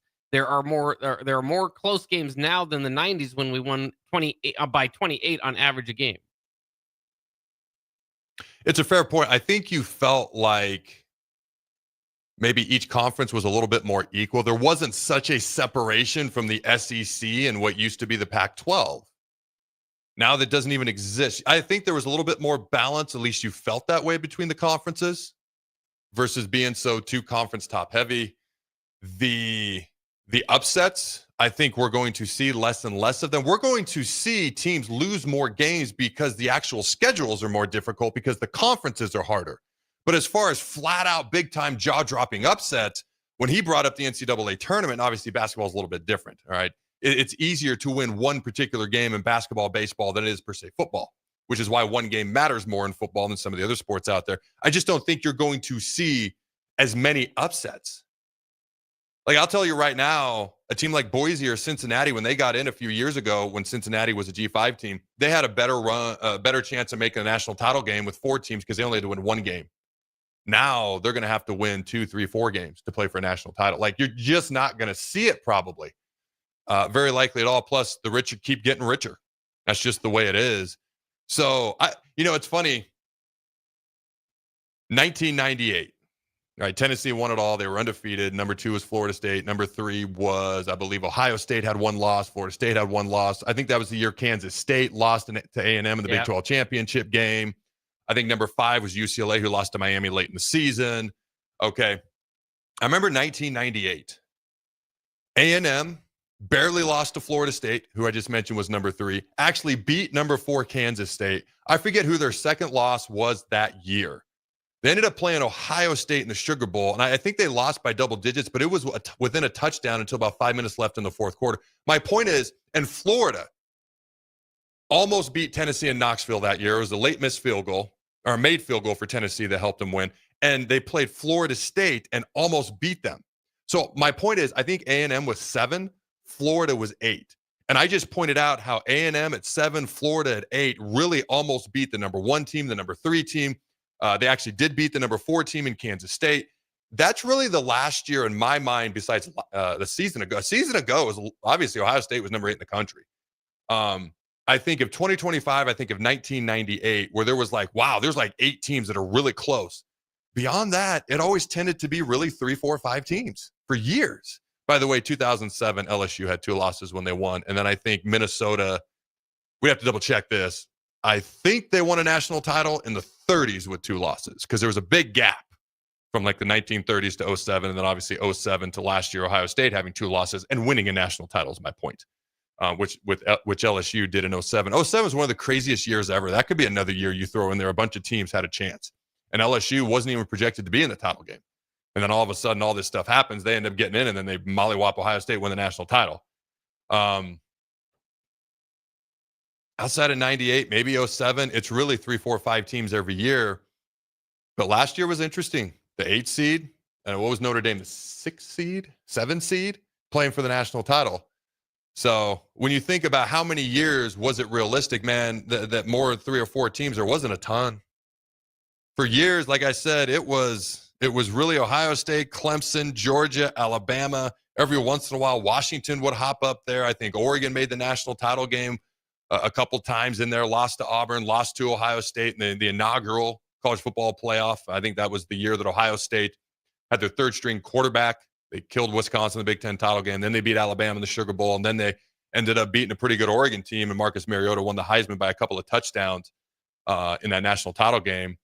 So there's been years, but the one good thing is I actually think there's going to be more years with 8 to 10 to 12 teams having a shot at the national title. But what you're going to get is less upsets along the way and more separation from the Big Ten, SEC, and everyone else. That'll kind of make sense, Jake? Yeah, it does. I mean, but I agree with the point, too. That's why I kind of like to read that text, is that it generally has been that way. There's all this narrative, and we kind of get into this, oh, no, the rich are going to get richer and the powers are going to be the powers. That's how it's always been. You've always had, and that's basically how it is in every sport. There are very few sports where you don't start the season or start the playoff thinking, there's about 5 or 6 teams that could win this thing. Yeah, I look at the NFL, like right now, probably Chiefs, Ravens, Bills, AFC. NFC, probably Lions, Eagles. Who else would you throw in there? I suppose the Commanders, but their roster top to bottom, although they've made some improvements through free agency and the draft this offseason that exponentially have made them better. It's usually 6 to 8 teams, even in the NFL. In the NBA for a long time, it was, okay, whatever team LeBron is on in the East, because he was on Cleveland and Miami, is always whatever team LeBron is on, probably versus either Dallas, maybe the Spurs. Of course, that was kind of pre-LeBron, although they played a couple times in the finals, and really the Warriors. So you could make an argument it's always been kind of similar that way. The one thing I would say is I sat down one time. This was about 5-10 years ago, and I actually went through, I believe the first year that G5 teams pretty much started getting into major bowl games every year. I could be wrong, but I believe it was 2005 Utah, Alex Smith, Urban Meyer. And then they killed Pittsburgh, who won back when the Big East existed. But for about 10 years, those G5 teams won about 70% of the games against the Power 5 teams at the time in the major bowl games. Since about 10 years ago, when the college football playoff era started and everything started to just kind of the rich get richer, it's gone exponentially down. All right. I think the one exception was Tulane USC a couple of years ago. And I think that's become an anomaly, like Utah and Boise State. You know, a lot of these teams were actually more competitive. Now, I don't know if it's going to be that way going forward as much. All right, ladies and gentlemen, don't go anywhere. We'll be right back. Ready for a new opportunity? Check out Sandhills Global. Join a dynamic team where your skills are valued and your career can soar. We offer full-time positions with a 4.5-day work week, competitive pay, excellent benefits, and a positive work environment. From IT and marketing to sales and finance, we're looking for talented individuals like you. Apply today at sandhills.jobs and take the first step towards an exciting future. That's sandhills.jobs. Don't wait. Apply now. Are you a skilled mechanic looking for your next opportunity? Nebco is hiring. They're looking for experienced mechanics to join our family-owned team. They offer competitive wages, great benefits, service trucks, OEM-level diagnostic software, and career growth opportunities. Apply today at nebco.com. Positions include lead and A-level mechanics for the Nebco shop, Learn more at nebco.com. If you're driven and ready to grow with a company that's been around since 1908, apply today at nebco.com. Are you a fan of local wine, craft beer, cider, or spirits? Don't miss SIP Nebraska's 12th anniversary celebration, May 9th and 10th at Mahoney State Park, and join others who share your passion for great drinks. Enjoy unlimited tastings, live music, delicious food, artisans, and lawn games as you celebrate Nebraska's vibrant beverage industry. And when you find one you love, you can buy a bottle to take home. Choose your ticket package at sipnebraska.com. The SIP Nebraska Spring Festival, a Blur event, May 9th and 10th at Mahoney State Park in Ashland. McKinney's Irish Pub in the Haymarket is your place for English Premier League soccer. On Saturday, May 10th, Wolves plays Brighton at 9 a.m., followed by Bournemouth versus Aston Villa at 11:30 a.m. On Sunday, Man United plays West Ham at 8:15 a.m., followed by Liverpool versus Arsenal at 10:30 a.m. Liverpool currently leads the standings with 82 points. You can find all this and more at McKinney's Irish Pub in the Haymarket, your place for English Premier League soccer, located at 8th and P. Advanced Medical Imaging is the largest radiology group in Nebraska, located in Lincoln at 7601 Pioneers Boulevard. At Advanced Medical Imaging, they utilize state-of-the-art technology and blend it together with their compassionate, skilled team to guide you through every step. Whether it's an MRI, CT scan, or X-ray, their precise diagnostics help your doctor deliver the best care plan for you. Choose clarity and comfort in your life by choosing Advanced Medical Imaging, located at 7601 Pioneers Boulevard and online at amimaging.com. Support Matt Talbot Kitchen and Outreach on Give to Lincoln Day. Your gift will be received by a portion of Lincoln Community Foundation's matching fund. Homelessness is a complex problem facing our community. By working together, we can find solutions. Your donation for Give to Lincoln Day moves us closer to ensuring that everyone in Lincoln has a safe place to sleep at night. Because of your generosity, hope lives here. Give anytime through May 29th at givetolincoln.com. Authentic Mexican food is not always easy to find, but you can find it in Lincoln at Tacos Los Hermanos. Their birria tacos are worth the drive from anywhere in town, but their chicken, chorizo, al pastor, and asada tacos are also worth the trip. You can also try any of those meats in a burrito or quesadilla. You won't find a better toppings bar in the area or better dessert options. If you can't get there, don't worry, they do deliver as well. Stop by Tacos Los Hermanos for lunch or dinner today at 70th and Havelock Streets in Lincoln. Are you looking for an exciting new way to put your skills to work? Explore new career options in the fintech industry at Currency, a Sandhills Global company. We offer full-time positions in financial sales, compliance, operations, and other fields. We also offer a 4.5-day work week, an attractive benefits package, and opportunities for advancement. Put your motivation to work and grow with us at Currency. Visit gocurrency.com/careers to learn more. When you were a kid, clubs were cool. Robotics club and space club and stuff like that. But what do adults get? Book clubs and quilting clubs? Nah, forget that. How about margarita clubs and old-fashioned clubs? Get to Upside Bar and Lounge for the best clubs in town. Try all 10 varieties of Upside margaritas or old fashions and take home a free souvenir glass. Grab the whole crew and pair it with taco night on Mondays or whiskey Wednesdays. Upside Bar and Lounge at 29th and Pine Lake. This is the Adam Carriker Show on 93.7 The Ticket and theticketfm.com. Boom! Welcome back, ladies and gentlemen, to the Adam Carriker Show, the wide receiver room. Will they be the most improved position group on the team? I know Steve Sipple thinks so. I actually would tend to agree with it. I'm sitting here looking at post-spring preseason top 10 wide receivers in the Big Ten. By the way, this is exciting. Ohio State has 3 of the top 10, so that's great. Okay, Evan Stewart's number 2 at Oregon. Jeremiah Smith, number 1 at Ohio State. Could have seen that coming from 14 miles away. Elijah Surratt at Indiana is back from a year ago. He is a stud. Carnell Tate, number 4. So they have 2 of the top 4 at Ohio State. All right, then you've got Washington. Penn State has 1 on here. That's a big question with Penn State. If they're going to make a run, they can run the ball. They got a good quarterback. They can play defense. They're solid on special teams. They beat every team they're supposed to. If they're going to beat the Michigans, if they're going to beat the Notre Dames, if they're going to beat the Ohio States, they got to get more production out of their receivers. Okay, they brought in a couple of receivers via the transfer portal. Trevor Pena is number 6 here, at least at this point in time. Illinois, Hudson Clement, the transfer from West Virginia, is going to try to help them.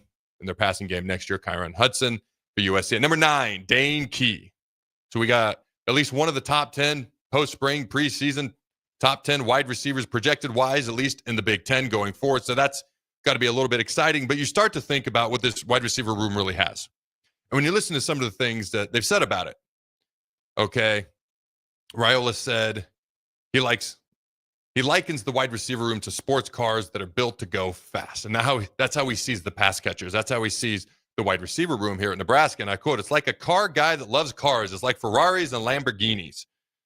Okay, end quote. He said of Nebraska's wide receiver room. This was, if you remember, this was earlier in the spring, I believe, at a press conference. Okay, now he helped bring in guys like Dane Key and Isaiah Hunter. And if you remember, 2 years ago, Nebraska was 129th in the nation passing. A season ago, they did jump up to 65th, all right, which is just under 50th percentile in the country. Now, you look at the projected starters. You've got Key, you've got Hunter, you got Ja'Cory Barney, probably the projected top 3 wide receivers that are out there. All right, and Barney at the Husker games won the smoke show race, making him, I guess, the fastest guy on Nebraska's team. So that's kind of cool. Now, when you look at the depth, I don't think there's a shortage of the wide receiver room. We talked about that. You look at a guy like Janiran Bonner, who's a versatile player. All right, in the past, he's lined up at tight end, fullback in years past, so he brings a physical presence. Demetrius Bell's going to be healthy. Quinn Clark is a big target. You got a group of freshmen that are coming in. Cortez Mills, some other guys. Mac Markway, you start to look at the pass catchers as a whole coming back. A highly recruited guy, went to LSU, hurt his knee. He's back in the fold at tight end. You got Harburg, who has extreme athleticism and explosiveness. Carter Nelson. Man, when he came out of the tunnel at the Husker games, it looked like he was exploding to make a point. So he looks like he'll be healthy in the fall. You got Luka Lindenmeyer. Don't forget about another freshman like Isaiah Mosey, who looked good during spring ball as well. I expect, due to the guys they brought in, obviously Holgerson's got his guy at the wide receiver coach, D. Shorts.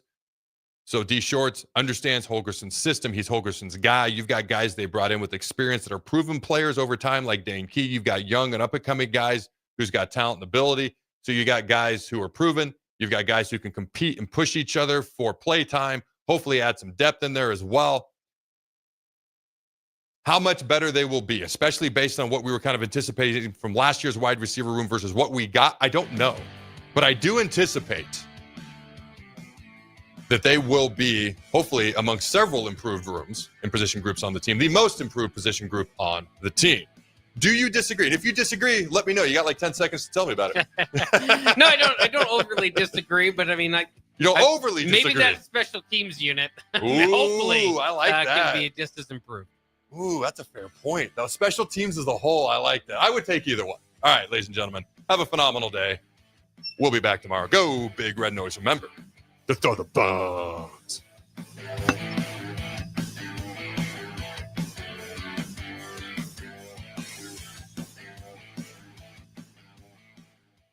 This is Lincoln's home for sports talk on the FM dial. Also online at theticketfm.com. On the internet. KNTK FM Firth, 93.7 The Ticket. McKinney's Irish Pub in the Haymarket is your place for English Premier League soccer. On Saturday, May 10th, Wolves plays Brighton at 9 a.m., followed by Bournemouth versus Aston Villa at 11:30 a.m. On Sunday, Man United plays West Ham at 8:15 a.m., followed by Liverpool versus Arsenal at 10:30 a.m.